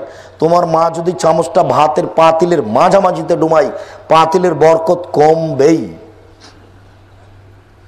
আর যদি পাতিলের এক পাশে ডুবাই তাহলে ভাত বরকত বেশি হয়ে যাবে। গামলার এক পাশে যদি চামচ ডুবাই তাহলে গামলার ভাতে বরকত বেশি হয়ে যাবে। তোমাদের বাড়ি তো ফকির খাই খেতেই পায় না, তো তুমি বুঝবে কি যে বরকত আর অবরকত? ফকিরই তো খায় না কোনোদিন। মধ্যেখানে একটা চট করে কথা মনে পড়ে গেল, কথাটা কিন্তু আবার আসবে, কথাটা আবার আসবে বলে দেখি মনে আছে কিনা। পৃথিবীতে সবচেয়ে ভালো মানুষ কে বলেন তো? এইটা জিজ্ঞাসা করিনি। ফকির মিসকিন দুস্থ গরিবকে যে খেতে দেয়, যারা যে নয় বলতে একটু ভুল হয়েছে। পৃথিবীতে সবচেয়ে ভালো মানুষ কারা? যারা ফকির মিসকিন দুস্থ গরিবকে খেতে দেয়। আল্লাহ রসুলকে জিজ্ঞাসা করে, আল্লাহ রসুল আইউল ইসলামে খায়ের, আল্লাহ রসুল ইসলামে কোনটা কাজ ভালো, ইসলামের সবচেয়ে ভালো মানুষ কে? আল্লাহ রসুল বলেন তো মুসলমান হওয়ার পরে সবচেয়ে ভালো কাজ কি? আল্লাহ রসুল বলেন তো মুসলমান হওয়ার পরে সে কে সবচেয়ে ভালো মানুষ? তখন আল্লাহ রসুল বললেন যে দুস্থ গরিবকে খেতে দেয় যে সেই ভালো মানুষ, আর দুস্থ গরিবকে খেতে দেওয়া হচ্ছে সবচেয়ে ভালো কাজ পৃথিবীতে।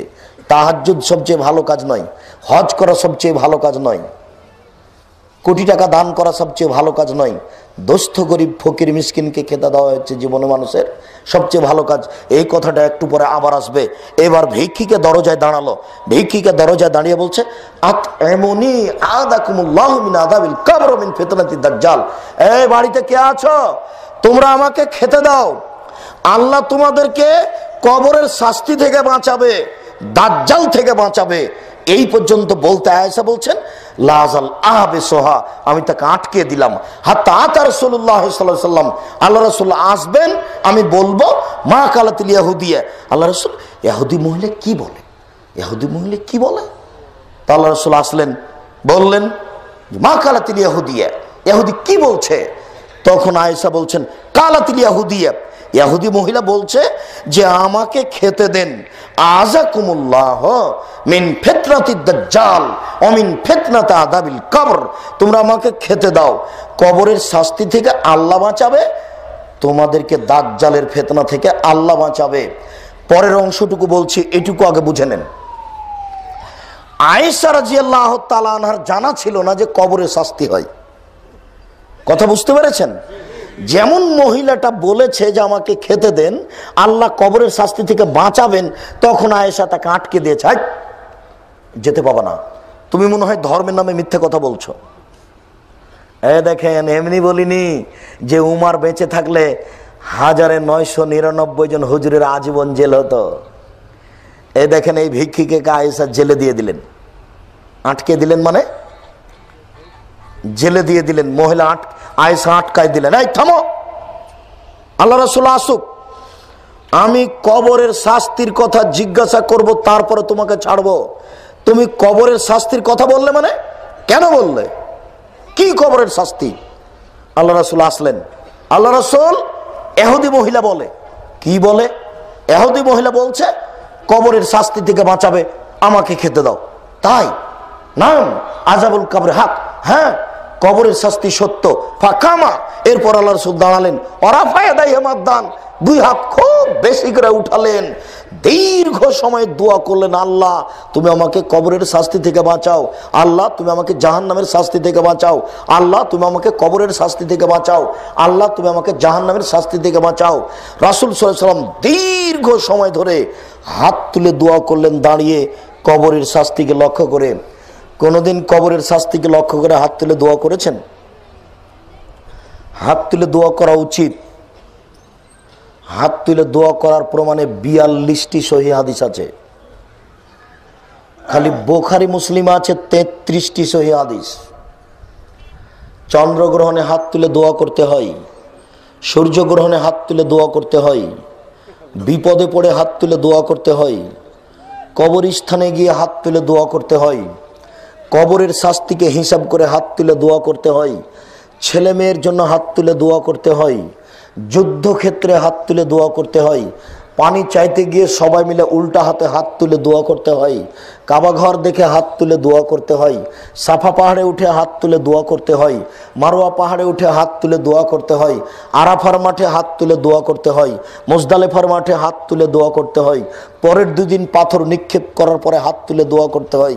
হাত তুলে দোয়া করলে খালি হাত আল্লাহ ফিরিয়ে দিতে লজ্জা পান, আল্লাহ বড় লজ্জাশীল। কেউ যখন হাত তুলে দোয়া করে তখন আল্লাহ ফিরিয়ে দিতে লজ্জা পায়। লোকটা হাত তুলে দোয়া করছে, আমি তার হাতটাকে ফিরিয়ে দিব, যাও তুমি যা চাচ্ছ আমি তাই দিয়ে দিলাম, খালি হাত ফিরিয়ে দিতে লজ্জা পান। মানুষের জীবনে একটি গুরুত্বপূর্ণ কাজ হচ্ছে হাত তুলে দোয়া করা। সাবধান, নামাজের পরে, জানাজার পরে, সভা সমিতির পরে, ঈদের মাঠে, এসব জায়গাতে হাত তুলে দোয়া করবেন না। এইসব জায়গাতে হাত তুলে দোয়া করলে রাসূলকে অপমান করা হবে, তারই নাম বেদাত, ইমান কাটা যাবে, পরকাল হারাবে। খুব সাবধান, হাত তুলে দোয়া করুন, আপনার ব্যক্তিগত ব্যাপার। দেখেন আল্লাহ রাসূল আয়েশা এক কাজ করতে গিয়ে আল্লাহ রাসূল আর এক কাজ করলেন। আমি মনে হয় হাদিস বুঝাতে পারিনি। ইহুদি মহিলাটা খেতে চেয়েছিল কার কাছে? আয়েশার কাছে খেতে চেয়ে কি বলল? আমাকে খেতে দেন, আল্লাহ আপনাকে কি করবে? কবরের আযাব থেকে বাঁচাবে। ভিক্ষে এভাবে চাইতে হবে। বলছে ভিক্ষুক এসে আমাদের দরজায়, লা ইলাহা ইল্লাল্লাহ। ভিক্ষে চাওয়ার দোয়াটা উল্টা। ভারত বাংলা পাকিস্তানের ইতিহাসই মিথ্যে, এর পাতাই মিথ্যে, এর জন্মগত সূত্রই খারাপ। সেদিন এই কথাটা বলতে গিয়ে বলিনি, মনে না পড়ে না, যে বাংলাদেশের একটা ছেলে একটা সাইকেলে চড়ে যাচ্ছে, খুব জোরে যাচ্ছে। আপনাদের এই কাঞ্চন ব্রিজের পাশের একটা দুষ্ট ছেলে সাইকেলে চড়ে খুব জোরে যাচ্ছে, যেতে যেতে ইটে ধাক্কা খেয়ে উল্টে পড়ে গেছে। উল্টে পড়ে গিয়ে কি বলল? অমুকের বাচ্চা অমুক ইট রেখেছে। সৌদি আরবের একটা দুষ্ট বাচ্চা সাইকেলে চড়ে খুব জোরে যাচ্ছে, যেতে যেতে ইটে ধাক্কা খেয়ে উল্টে পড়ে গেছে। কয়েক আছাড় খেয়েছে, ছাল চামড়া উঠেছে। এবার উঠে বলছে, তাওয়াক্কালতু আলাল্লাহ, আমি আল্লাহর উপরে ভরসা রাখি, পড়ে গেছি তাতে কি হবে? অমুকের বাচ্চা অমুক ইট রেখেছে এই কথা বলতেই জানে না। এইটা তার মাথাতে নাই যে এইখানে বলতে হবে অমুকের বাচ্চা অমুক ইট রেখেছে, এইটা তার মাথাতে আসেনি। এটা ওরা বুঝেই না। ওরা বুঝে যে পড়ে গেছি এটা তাকদীর, পড়ে গেছি তাতে কি হবে, আল্লাহর উপরে ভরসা রাখি, পড়ে গেছি তাতে কি আছে। আর বাংলাদেশের ভিত্তি কেমন দেখেন। মনে নাই আপনার যে আমি বললাম যে কাঞ্চন থেকে গাড়িটা ছুটে যাচ্ছে চিটাগাং, তো গাড়িটা খুব দ্রুত যাচ্ছে, পাশ দিয়ে আর একটা গাড়ি ওভারটেক করে চলে গেল, খুব জোরে গেল, একটু গিয়ে চাকা নষ্ট হয়েছে। এবার পরের গাড়িটা সামনে গিয়ে যখন গেছে পাশে, তখন এই গাড়ির হেল্পার, প্যাসেঞ্জার, ড্রাইভার, কন্ট্রাক্টর সবাই বলছে ঠিক হয়েছে, ঠিক হয়েছে, উচিত হয়েছে। আচ্ছা, অথচ ওই গাড়ির ভর্তি মানুষ সব বিপদে পড়েছে, ওরা বিপদে পড়েনি। আচ্ছা, কেমন বাঙালি আমি বুঝতে পারি না, মানবতাই নাই গো, মানবতাই নাই। আচ্ছা, এমন কেন? এই ছেলে শোনো, কোনোদিন মানুষের অসুবিধা দেখে হাসবা না। তোমার শত্রু হোক, কারো বিপদে পড়বা, বলবা না যে এটা ঠিক হয়েছে, খবরদার নয়। চলো সৌদি আরবের, এখন চলো। একটা গাড়ি যাচ্ছিল জোরে, পাশ দিয়ে আর একটা গাড়ি ওভারটেক করে চলে গেল, একটু গিয়ে চাকা নষ্ট হয়েছে, পিছনের গাড়িটা ওখানে গিয়ে থেমে যাবে।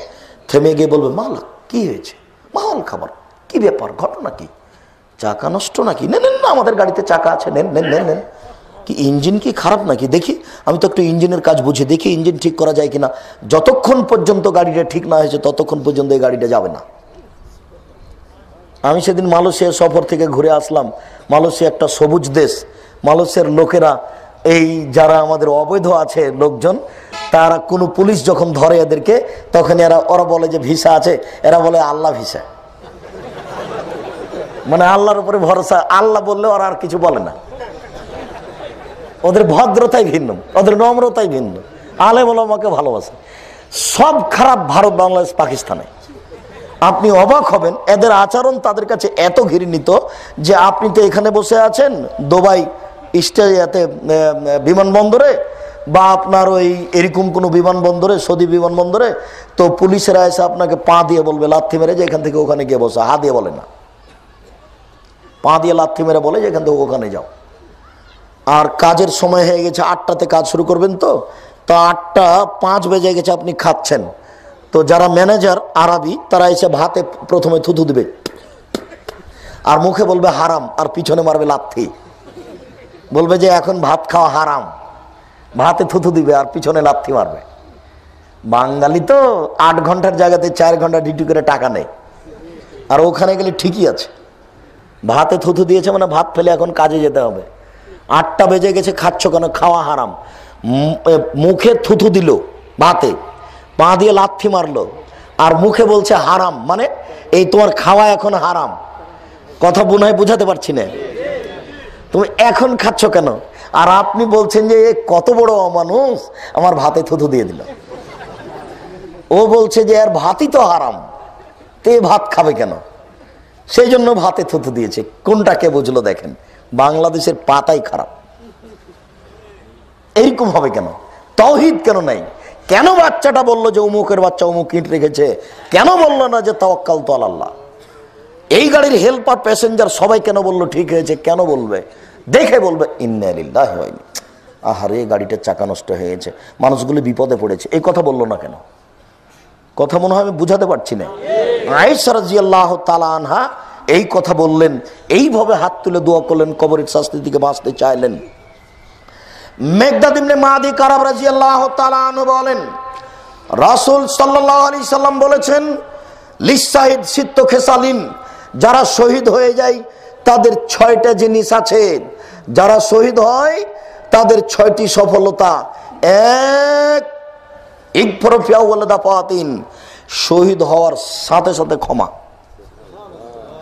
2, ইজারু মিন আযাবিল কবর, তাদের কবরের শাস্তি হবে না। এই বাক্যটার জন্য এই হাদিসটা পেশ করছি। আরো 4টা কথা আছে পরে। মানে আল্লাহ রাসূল বললেন যারা শহীদ তাদের 6টা সফলতা। এক, শহীদ হওয়ার সাথে সাথে ক্ষমা। একটা জিনিস ক্ষমা হবে না, বলেন তো কোনটা? ঋণ। ঋণ আস্তে করে ভুলে যাচ্ছেন মনে হচ্ছে। মানে আমি কিছু না কিছু উপকার করবই করবো ইনশাল্লাহ, ভুলে গেলে আমি দুঃখিত। ভুলে যেতে পাবেন না, যাবেন আর মনে মনে বলবেন কি কি বললেন, কি কি বললেন, কি কি বললেন। পরস্পরে বলবেন যে আচ্ছা কি কি মনে করো তো, কি কি বললেন। এখানে মনে একটা ঋণে মনে রাখতে হবে যে সব পাপ ক্ষমা হয়ে গেল, ঋণ ক্ষমা হবে না। এটা খুব কঠিন। আল্লাহ রাসূল কবরের শাস্তি থেকে বাঁচতে বাঁচতে ঋণ থেকে বাঁচতে চাইতেন, বড় গুনাহ থেকে বাঁচতে চাইতেন, ঋণ থেকে বাঁচতে চাইতেন। এখানে যত শ্রোতা আছেন ব্যাংক থেকে কোটি টাকা উঠিয়ে ব্যবসা করছেন, 3 মাসের মধ্যে ব্যবসা বন্ধ করে টাকা ফেরত দিয়ে ছোট করে ব্যবসা চালু করেন, চিন্তা করবেন না। মেয়ের জন্য 300 টাকা দিয়ে আইসক্রিম কিনতে হবে না। টাকা বেশি আছে সেজন্য বাপ মেয়ের জন্য কি কিনেছে? 300 টাকা একটা আইসক্রিম কিনেছে, 10 সেট কাপড়। পাগলামি করার জায়গা পান না। ব্যবসায়ী হন। আপনাকে তো আমি বলেছি আপনার কয় টাকা আছে? আপনি তো উসমানের সামনে একজন ভিক্ষুক। আপনার কয় টাকা আছে? নরসিংদী জেলায় বাড়ি হলে কি হবে? কয় টাকার মালিক আপনি? মনে পড়ে না আপনার যে একদিন সকালে আল্লাহ রাসূল বললেন যে 600 কিলোমিটার পথ যেতে হবে, কিছু সহযোগিতা করো। তো উমর রাদিয়াল্লাহু তাআলা বললেন যে বাড়িতে যা আছে তার অর্ধেক দিলাম, খুব হলে 10 টাকা হবে। তো আবু বকর সিদ্দিক রাদিয়াল্লাহু তাআলা আনহু বললেন যে আপনাকে আর আল্লাহকে বাড়িতে রেখে যা আছে সবই দিলাম, খুব হলে 2 পয়সা হবে, মানে কাঞ্চন ব্রিজ পর্যন্ত যাওয়া যাবে না। কিন্তু যা বলেছেন এই বাক্য ডিঙ্গিয়ে কিয়ামত পর্যন্ত আর কেউ যেতে পারবে না। এবার উসমান রাদিয়াল্লাহু তাআলা বলেন, আল্লাহর নবী, যত মানুষ যুদ্ধে যাবে সমস্ত মানুষের অর্ধেকের যাতায়াত খরচ, খাওয়া খরচ আমি দিব। সেদিন মানুষ সংখ্যা ছিল 30,000, যাতায়াত সময় হলো 3 মাস। 30,000 মানুষকে 30,000 উট দিবেন, আর 3 মাসের খাওয়া খরচ দিবেন 30,000 মানুষকে। বাংলাদেশ সরকারকে দায়িত্ব দিয়ে দেখেন, রাজি হবে না। বাংলাদেশের তো 2 টাকার মালিক, তাই বলছে যে আমি বিত্তশালী, বইয়ের জন্য 50 খান শাড়ি। পাগলামি। ঋণ নিয়ে আপনি ব্যবসা করছেন কেন? আপনি চকলেট থেকে ব্যবসা শুরু করেন। বিত্তশালী হতে হবে, উসমানের চেয়ে বড় ধনী হতে হবে। টাকা বেশি হলে দিনের খিদমত করতে পারবেন, একটা প্রতিষ্ঠান গড়তে পারবেন, কওমি মাদ্রাসা গড়তে পারবেন। আব্দুর রাজ্জাক সাহেব 2013 সালের 24শে আগস্ট রোজ মঙ্গলবার 11টার সময় কাঁঠাল গাছের নিচে জাতির উদ্দেশ্যে বলেছেন, রূপগঞ্জ, নারায়ণগঞ্জ, কাঞ্চন ব্রিজ, দেবই বাজার হাঁটাবো, বীর হাঁটাবো, জামিয়া সালাফিয়ার মাঠে কাঁঠাল গাছের নিচে 2013 সালের 24শে আগস্ট রোজ মঙ্গলবার 11টার সময় বলেছেন, আমার হাতে টাকা নাই এ কথা সত্য, এখানে প্রতিষ্ঠান গড়বে এ কথাও সত্য, ইনশাল্লাহ গড়বেই গড়বে। আমার হাতে টাকা নাই এ কথাও সত্য, এখানে প্রতিষ্ঠান গড়বে এ কথাও সত্য, ইনশাল্লাহ গড়বেই গড়বে। 2013 সালের 24শে আগস্ট রোজ মঙ্গলবার 11টার সময় যখন আমি বলি তখন আমার হাতে টাকা ছিল না। আমি বলেছি ওই সময় আমার হাতে টাকা নাই এ কথাও সত্য, এখানে প্রতিষ্ঠান গড়বে এ কথাও সত্য, গড়বেই গড়বে, ইনশাল্লাহ গড়বেই গড়বে। আমি বিশ্বাসী। কেন? আমার নিয়তে কোনো ত্রুটি নেই, আমি নিয়তে কোনো ত্রুটি বুঝতে পারি না। তার মানে মানুষ যে টাকা আমার হাতে হস্তান্তর করে সেই টাকায় আমি হুবহু প্রতিষ্ঠানে লাগাই। ওই প্রতিষ্ঠান আপনার বাড়ির পাশে, আপনি তার প্রতিবেশী, আমি শুধু রাজশাহী চাঁপাইনবাবগঞ্জ থেকে আসি। আমি আপনার প্রতিষ্ঠানে এক সন্ধ্যা খেয়ে থাকলে আমি তার টাকা দিয়ে দিয়েছি। আমি যারা দায়িত্ব পালন করে তাদেরকে আমি বলেছি যে আমার একদিন বিচার হবেই। মনে রেখো তোমরা, সেদিন তোমরা এই খাদ্যর বিলটা বের করে দিও। আমি এক সন্ধ্যা খেলে টাকা দিয়েছি, আমি আপনাদের এই গ্রামের প্রতিষ্ঠানের এক সন্ধ্যা খাবো না ইনশাল্লাহ কোনোদিন। আমি সফল হব ইনশাল্লাহ। আপনি কালকে গিয়ে দেখে আসেন, দেখলে আপনার মনটা খুশি হয়ে যাবে। খালি দেখে আসেন না। আগামীকালকে ছেলে মেয়েরা অনুষ্ঠান করবে, অভিভাবক সম্মেলন। ছেলের মেয়েরা আপনাদের সামনে বাংলা, ইংরেজি, আরবি বক্তব্য দিবে। অনুষ্ঠানের বিভিন্ন কিছু আপনি দেখতে পাবেন, অবাক হবে না, আপনি পরিবর্তন হয়ে যাবেন এমনিতেই। এটা আমার কিছু কৃতিত্ব নেই, ওটা আপনারই। ওটা রূপগঞ্জের লোকই পয়সা পাতি দিয়েছে, ঢাকার লোকই পয়সা পেতে দিয়েছে। আমার হাতে কোনো বাহিরের টাকা পয়সা আসে না। আমি বিশ্বাসী এখানে ভারত, বাংলাদেশ, পাকিস্তান একটা উন্নত মানের প্রতিষ্ঠান গড়বে ইনশাআল্লাহ। এতে আমি বিশ্বাসী। আমি আপনাকে এতটুকু বলে যেতে চাচ্ছি, যেটা কাঞ্চনে গড়ে উঠেছে, রূপগঞ্জে গড়ে উঠেছে, আপনার সামান্যতম যেন সহযোগিতা থেকে যায়, আপনি কোনো সময় ভুলে যাবেন না। বেশি না পারলে মাঠে গিয়ে একটু দোয়া করবেন যে আল্লাহ তুমি এই প্রতিষ্ঠানটা কবুল করো, তাহলেই অনেক। আপনাকে আমি 4টা দাবি পেশ করেছি। 1 নম্বরে বলেছি যে আপনি আল্লাহকে বলবেন, আল্লাহ আব্দুর রাজ্জাক সাহেব যে পদক্ষেপ নিয়েছেন এটা তুমি কবুল করো। 2 নম্বরে বলেছি পরামর্শ দিবেন, পরামর্শ মূল্যায়ন করব। 3 নম্বরে বলেছি ছেলে মেয়ে পাঠাবেন, আপনার ছেলে মেয়েকে উন্নত মানের শিক্ষা দেওয়ার জন্য আমি অদাবদ্ধ, আমি প্রাণপণে চেষ্টা করব। 4 নম্বরে বলেছি নবীর চলেনি টাকা পয়সা ছাড়া, আমার চলবে টাকা পয়সা ছাড়া, এ কথা ঠিক নয়। পতিতালয়ের মেয়ে যদি কুকুরকে পানি পান করে জান্নাত পেতে পারে, তাহলে আপনি সঠিক আকীদার প্রতিষ্ঠানে সহযোগিতা করলে আপনি জান্নাত পাবেন ইনশাআল্লাহ। এতে আমি বিশ্বাসী। যে কোনো মূল্যে সাধ্যাতীত এই প্রতিষ্ঠানকে মূল্যায়ন করুন, সহযোগিতা করুন, সাহায্য করুন, পরামর্শ দেন। এটা আমার আন্তরিক অনুরোধ। আপনি অনুরোধ রক্ষা করার চেষ্টা করবেন। আল্লাহ আপনাকে কবুল করুক, আল্লাহুম্মা আমিন। রাসূল সাল্লাল্লাহু আলাইহি সাল্লাম বললেন, যদি শহীদ হয়ে যায় কেউ, তাহলে তার কবরের শাস্তি হবে না। তারপরে বললেন তার মাথায় একটা দামি টুপি দেওয়া হবে। 4, 72 জন মেয়ের সাথে তার বিবাহ দেওয়া হবে। 5, 77 জন মানুষের ব্যাপারে বলা হবে যে আপনি সুপারিশ করে এদের জান্নাতে নিয়ে চলে যান যাকে ইচ্ছে। কোথায় একটা ছুটে গেল কি? 1, প্রথমেই ক্ষমা। 2, কবরের শাস্তি মাপ। 3, কিয়ামতের মাঠে কোনো বিপদ হবে না। ও, এটা ছুটে গেছিল। কিয়ামতের মাঠে কোনো বিপদ হবে না। এমনি সাধারণত অনুবাদ করলে আগে পিছে হয় না, হয়তো অনেক কথা বলছিলাম সেই জন্য ছুটে গেছে। সাধারণত হাদিসের বাক্যের আগে পিছে হয় না। আলহামদুলিল্লাহ, এরকমই আমাকে লাগে আর কি, যখন হাদিস অনুবাদ করা হয় এরকমই মনে হয়। আবু হুরায়রা রাদিয়াল্লাহু তাআলা আনহু বলেন, রাসূল সাল্লাল্লাহু আলাইহি সাল্লাম বলেছেন, মান কাতালাহু বাতনুহু লা ইউদাবু ফি কবরিহি লা ইউদাবু ফি কবরিহি।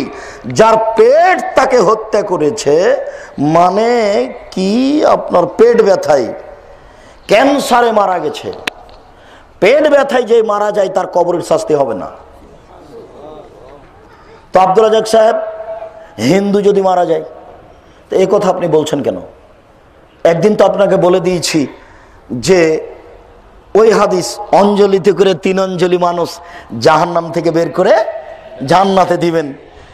তো ডক্টর শহীদুল্লাহ বললেন মৌলানা আব্দুল্লাহ কাফি আল কোরাইশিকে, জনাব আল্লাহর হাত কি ছোট? প্রথম অঞ্জলি তো সব চলে আসতে পারে, ফেরাউনও তো আসতে পারে। তখন মৌলানা আব্দুল্লাহ কাফি আল কোরাইশি বললেন, যে জনাব ঠিক বলেছেন, আল্লাহর অঞ্জলি ছোট নয়, এ কথাই ঠিক। আল্লাহর অঞ্জলি জাহান্নামের চেয়ে বড়। 3 অঞ্জলি মানুষ তিনি জাহান্নাম থেকে বের করে জান্নাতে দিলেন। 3 অঞ্জলি মানুষ আল্লাহ জাহান্নাম থেকে বের করে জান্নাতে দিলেন। 3 অঞ্জলি মানুষ আল্লাহ জাহান্নাম থেকে বের করে জান্নাতে দিলেন। আল্লাহর অঞ্জলি বড় জাহান্নাম থেকে, এ কথাই ঠিক। মনে রাখবেন, অন্তরে ঈমান থাকবে না যার, অঞ্জলিতে আসার সুযোগ হবে না তার। অন্তরে ঈমান থাকবে না যার, অঞ্জলিতে আসার সুযোগ হবে না তার। অন্তরে ঈমান থাকবে না যার, অঞ্জলিতে আসার সুযোগ হবে না তার। পীর ধরলে ঈমান কেটে যাবে। ইবাদত বাদ দিয়ে জিকির করলে ঈমান কেটে যাবে। শুধু কোরআন মাজিদ যদি মানি, রাসূলকে বাদ দিয়ে ঈমান কেটে যাবে। মাদুলি গলায় ঝুলালে ঈমান কেটে যাবে।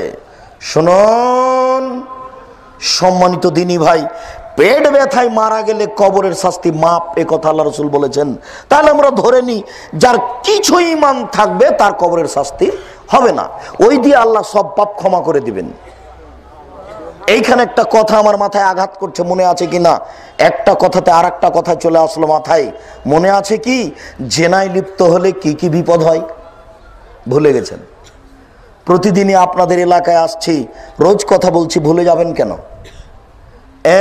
এক, জেনায় লিপ্ত হলে মহামারী হবে, কলেরা হবে, অল্প বয়সে মরণ হবে। জেনায় লিপ্ত হলে মহামারী হবে, কলেরা হবে, অল্প বয়সে মরণ হবে। দুই, এমন রোগ হবে যেটা বংশে ছিল না, যেটা ডাক্তার চিনে না। এমন রোগ হবে যেটা বংশে ছিল না, যেটা ডাক্তার চিনে না। এমন রোগ হবে যেটা বংশে ছিল না, ডাক্তার চিনে না। তিন, জেনায় লিপ্ত হলে একদিন না একদিন তাকে ভিক্ষুক হতেই হবে, তার টাকা একদিন না একদিন শেষ হবেই। এ কথা আল্লাহর নবী বলেছেন, আমি অনুবাদক। আল্লাহর নবী বলেছেন জেনায় লিপ্ত হলে তিনটা বিপদ হবে। বলেন তো, এক, কলেরা, মহামারী, অল্প বয়সে মরণ, তিনটা সমান একটাই। এক, কলেরা। দুই, এমন রোগ হবে যেটা ডাক্তার চিনে না, যেটা বংশে ছিল না। তিন, একদিন না একদিন সে নিঃস্ব হবেই, আজ হোক আর কাল হোক। জেনার ফল হলো এটা। সম্মানিত দিনী ভাই, একটার মধ্যে আর একটা কথা এসেছিল মাথায়, সেজন্য বলে রাখলাম। আর একটা কথা মনে পড়ছে, আল্লাহ নবী একটা জিনিসকে খুব বেশি ভয় করতেন। সবসময় বলতেন, আমার উম্মতের উপরে আমার জীবনে বড় ভয়, আমার উম্মতের উপরে আমার জীবনে বড় ভয়, আমার উম্মতের উপরে আমার জীবনে বড় ভয়। আমার উম্মত জেনায় লিপ্ত হবে, গোপন পাপে লিপ্ত হবে। 15 বছর পূর্বে মোবাইলের মাধ্যমে এত গোপন পাপ হয় এটা মানুষের জানা ছিল না। তাহলে মোবাইলে এখন গোপন পাপ হচ্ছে মানে কি? 10 ছেলের মা অবিবাহিত ছেলের সাথে চলে যাচ্ছে। 10 ছেলের বাপ একটা অবিবাহিত মেয়েকে নিয়ে চলে যাচ্ছে মোবাইলে। এই ছেলে, তোমাকে আমি সেদিন বলিনি যে তোমাদের ছেলেটা কাঞ্চনে আছে আর মেয়েটা লন্ডনে আছে, দুইজন মিলে কথা বলছে। কথা বলতে বলতে দুইজনই পরনের কাপড় খুলে দিল, দুইজনই নগ্ন। একজন আর একজনকে দেখতে পাচ্ছে, দুইজনের মধ্যে ব্যবধান আছে 5000 কিলোমিটার। আশ্চর্য গোপন পাপ। 15 বছরের ব্যবধানে যদি গোপন পাপ এমন হয়, 50 বছর পরে গোপন পাপ কি হবে তা বুঝাতে অক্ষম। রাসূল সাল্লাল্লাহু আলাইহি ওয়াসাল্লাম বলেছেন, আমার জীবনে বড় ভয়, আমার উম্মত জেনায় লিপ্ত হবে, আমার উম্মত গোপন পাপে লিপ্ত হবে, আমার উম্মত জেনায় লিপ্ত হবে, আমার উম্মত গোপন পাপে লিপ্ত হবে। রাসূল সাল্লাল্লাহু আলাইহি ওয়াসাল্লাম বলেন, মা মিন মুসলিমিন ইয়ামুতু ইয়াউমাল জুমআ ওয়া লাইলাতাল জুমআ ইল্লা ওয়াকাহুল্লাহু তাআলা আযাবাল কবরে। আল্লাহ রাসূল বলেন, যে কোনো মুসলিম পুরুষ নারী যদি জুমার দিনে মারা যায়, জুমার রাতে মারা যায়, কবরের শাস্তি হবে না। জুমার দিনে মারা যায়, জুমার রাতে মারা যায়, কবরের শাস্তি হবে না। বৃহস্পতিবারের দিন শেষ হলেই সূর্য ডুবার সাথে সাথে জুমা শুরু। সূর্য ডুবার সাথে সাথেই জুমা শুরু। জুমার দিন যখন সূর্য ডুবে যাবে তখন শনিবার শুরু। সম্মানিত উপস্থিতি, আলোচনা আমরা অর্ধেকে এসে পৌঁছেছি। আপনাদের বসে থাকা দেখে আমি খুবই খুশি।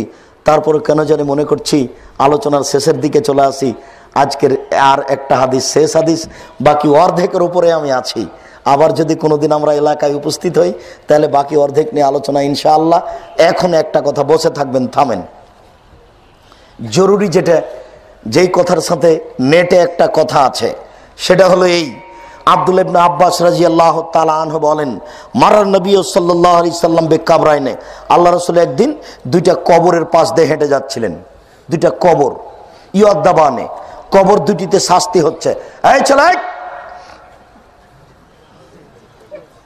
এখানে তোমার হুজুর একটা মিথ্যা কথা বলেছেন, এটা আটকা পড়বে, এই জন্য তোমাকে থামতে বলছি। তুমি আবার বলো না যে আব্দুর রাজ্জাক সাহেব এইভাবে কষ্ট দিচ্ছেন কেন। দুঃখিত, আমি তোমাকে কষ্ট দিইনি, আসলে কথাকে অপমান করো না, মূল্যায়ন করো, এই জন্য। সম্মানিত দিনী ভাই, আল্লাহর নবী দুইটা কবরের পাশ দিয়ে যাচ্ছিলেন, কবর দুটিতে শাস্তি হচ্ছিল। তিনি বললেন, এই শোনো সঙ্গী সাথী, এই কবর দুটিতে শাস্তি হচ্ছে ওমাই ইউআযযাবানি ফি কাবিরিন, তবে বড় পাপের কারণে শাস্তি হচ্ছে না। আম্মা আহাদুহুমা, দুইটার একটা হচ্ছে এই যে লা ইয়াস্তাতিরু মিনাল বাওলে, পেশাব থেকে বেঁচে থাকতো না, পেশাব থেকে বেঁচে থাকতো না, তাই শাস্তি হচ্ছে। এই ছেলে, তোমার মা বাড়ির পিছন দিকে সমতল জমিতে পেশাব করে, পেশাব ছিটে আসে, ইবাদত হবে না। ওই যে নেটে দেখছো যে কে যেন বলছে যে আব্দুর রাজাক সাহেব বললেন এক বালতি গাভীর পেশাবে কাপড় ভিজিয়ে সলাত আদায় করলে সলাত হয়ে যাবে, সলাত হয়ে যাবে, এই কথাই ঠিক। তবে আমি এই কথা বলতে চাইনি, আমি বলতে চেয়েছিলাম যে মানুষের পেশাব এত বিপজ্জনক, মানুষের পেশাব এত বিপজ্জনক, মানুষের পেশাব এত বিপজ্জনক যে এক ফোঁটা, অর্ধ ফোঁটা, একটু সামান্য ক্ষুদ্র থেকে ক্ষুদ্র যদি গায়ে লেগে যায় সলাত হবে না। বুঝাতে পারলাম না? যদি কাপড়ে লেগে যায় সলাত হবে না। এই কথাটা বুঝাতে গিয়ে বলেছিলাম যে এক বালতি কাপড়ে গাভীর পেশাবে কাপড় ভিজে থাকলেও সালাত হবে। আমি তো আসলে ওইটা বলতে চাইনি। এরপরে ওটার যার গোস্ত খাওয়া যায় তার পেশাব হালাল, ও তো বুখারী মুসলিমের হাদিস। আল্লাহ উটের পেশাব খেতে বললেন আর দুধ খেতে বললেন, আবার তিনি যেখানে ছাগল বাঁধা থাকে সেখানে সলাত আদায় করতে বললেন। ছাগলের পেশাবে মাটি ভিজা আছে, সলাত আদায় করেন, কোনো সমস্যা নেই, ও তো বুখারী মুসলিমের হাদিস। ওর ভিতরে মানবতা নেই, নইলে এই কথা কোট করে ও। এটা হচ্ছে ইতর শ্রেণীর মানুষের কাজ। তুমি কেন এটা করবে? তুমি পারলে কিছু দিনের কথা বলো, আর একজনের পিছনে এভাবে লেগে থাকো কেন? কি প্রয়োজন? তোমার নামটা তো আমরা মুখে নি না। আমি আব্দুর রাজাক মরা পর্যন্ত তোমার নাম মুখে নেব না। তোমাকে আমি এত নিম্নমানের মনে করি, তুমি মানুষের পিছনে লাগবে কেন এত? কি তোমার প্রয়োজন? তোমার যদি কিছু দুই একটা হাদিস কোরআনের জানা থাকে বলে দাও, মানুষ কিছু উপকৃত হোক। সম্মানিত দিনী ভাই, এরপরে রাসূল সাল্লাল্লাহু আলাইহি সাল্লাম দুইটা ডাল, ওই পরেরটা হচ্ছে লোকটা চুগলখড়ি করত, সেজন্য কবরে শাস্তি হচ্ছে। আর তোমাকে বলেছি সাবধান থাকিও পেশাব থেকে। বাড়ির পিছন দিকে একটা গর্ত খুঁড়ে দুটা বাঁশ চাপিয়ে চতুর্দিক চট দিয়ে ঘেরে তোমার মাকে বলিও, তোমার বোনকে বলিও এখানে পেশাব করবে, পেশাবটা নিচে গিয়ে পড়বে, গায়ে লাগবে না। মানুষের পেশাবের কারণে কবরের শাস্তি হয়, মানুষের পেশাবের কারণে কবরের শাস্তি হয়। সাবধান থাকবেন, পেশাব থেকে বেঁচে থাকবেন। তারপর আল্লাহ রসুল একটা খেজুরের ডাল ভেঙে দুই টুকরা করে দুইটা কবরে পুঁতে দিলেন, বললেন যে ডাল শুষ্ক হওয়া পর্যন্ত কবরের শাস্তি হালকা থাকবে। এইখানে আমার কথা, আব্দুর রাজাক সাহেব, অত্র বুখারী মুসলিমের হাদিসে মনে হচ্ছে আল্লাহ রসুল গায়েব জানেন। আপনি সেদিন আমাদেরকে জনতা স্কুলে বললেন যে আল্লাহর নবী গায়েব জানেন না, তাতে আপনি আমাদেরকে দলিল হিসাবে দেখিয়েছিলেন যে আল্লাহর নবী জান্নাতে ঘোরার সময়তে দেখলেন একটা সুন্দর টকটকে ঝকঝকে ঘর। তিনি ভাবছেন, বাপ রে বাপ, এত সুন্দর ঘর, ঘরের বাহির যদি এত হয় ভিতরই বা কেমন। তা একটু দেখার, ঢোকার ইচ্ছা হলো। পাশে একজন বৃদ্ধা, ও বৃদ্ধা বলতে বলো ঘরটি কার? ও ঘরটি উমারের। এত বড় মানুষের ঘরে ঢোকা যাবে না, না না না না না, এত বড় মানুষের ঘরে ঢোকা যাবে না। সকালে উমারের সাথে দেখা, উমার, জান্নাতে ঘোরার সময়তে জান্নাত যখন আমি পরিদর্শন করি তখন তোমার ঘরটা দেখেছিলাম, আমার মনটা চাইলে একটু ভিতরে ঢোকি, কিন্তু তোমার আত্মমর্যাদাকে লক্ষ্য করে, তোমার মান সম্মানকে লক্ষ্য করে আমি ভিতরে ঢোকিনি। তখন উমার বললেন, আল্লাহ রাসূল, আপনি আমার আত্মমর্যাদাকে হিসাব করেন? এই বলে তিনি অঝর নয়নে কাঁদতে লাগলেন। এইটা পেশ করে আমি দেখিয়েছিলাম, এ দেখেন আল্লাহ রাসূল গায়েব জানেন না, এই ঘরটা কার তা নিজে জানেন না। শুধু তাই নয়, আরেকটা বলেছিলাম যে আয়েশা রাদিয়াল্লাহু তাআলা আনহা বলছেন আল্লাহর নবী রাতে এসে আমার বিছানে ধীরে শুয়ে গেলেন, কাপড় চোপড় রেখে দিলেন, জুতা স্যান্ডেল রেখে দিলেন। তিনি ভাবছেন আমি ঘুমিয়ে গেছি, কিন্তু আমি ভান করে ঘুমিয়ে আছি, আমি ঘুমাইনি। আমি দেখবো যে আল্লাহ রাসূল উঠে কোথায় যান, কোন স্ত্রীর কাছে যান, এটা আমি দেখব। আমি ভান করে ঘুমিয়ে আছি। একটু পরে তিনি ভাবলেন আমি ঘুমিয়ে গেছি, তিনি ধীরে উঠলেন, কাপড় চোপড় নিলেন, ধীরে দরজা খুললেন, বাইরে চলে গেলেন, ধীরে দরজা বন্ধ করে চলে গেলেন। আমিও উঠলাম, কাপড় চোপড় নিয়ে বের হয়ে দেখি কোথায় কোথায় ওই যে কবরস্থানে বাকিউল গারকাদে হাত তুলে দোয়া করছেন। 3 বার হাত তুলে দোয়া করলেন, ঘুরে হাঁটলেন, আমিও ঘুরে হাঁটলাম, জোরে হাঁটলেন, আমিও জোরে হাঁটলাম, দৌড়ালেন, আমিও দৌড়ালাম, আমি আগেই বিছানে। তিনি পাশে এসে বললেন, কি খবর আয়েশা, মোটা শ্বাস কেন, কি ব্যাপার, মোটা শ্বাস কেন? তখন আয়েশা বললেন, আল্লাহ নবী, আমি যদি মিথ্যা কথা বলি তো জিবরাইল তো আপনাকে বলে দিবে। আমি আসলে আপনাকে খুঁজছিলাম, আপনি যান কোথায়, আপনি কি রাতে উঠে অন্য কোনো স্ত্রীর বিছানে যান নাকি, এইটা আমি দেখছিলাম, অন্য কিছু আমি দেখিনি। যাক, এদিকে আমার বলার কথা নয়, যেইটুকু বলার কথা সেইটুকু হচ্ছে এই স্ত্রী যে ভান করে ঘুমিয়ে আছেন এটাই জানতে পারলেন না, তো গায়েব জানেন মানে কিছুই জানেন না।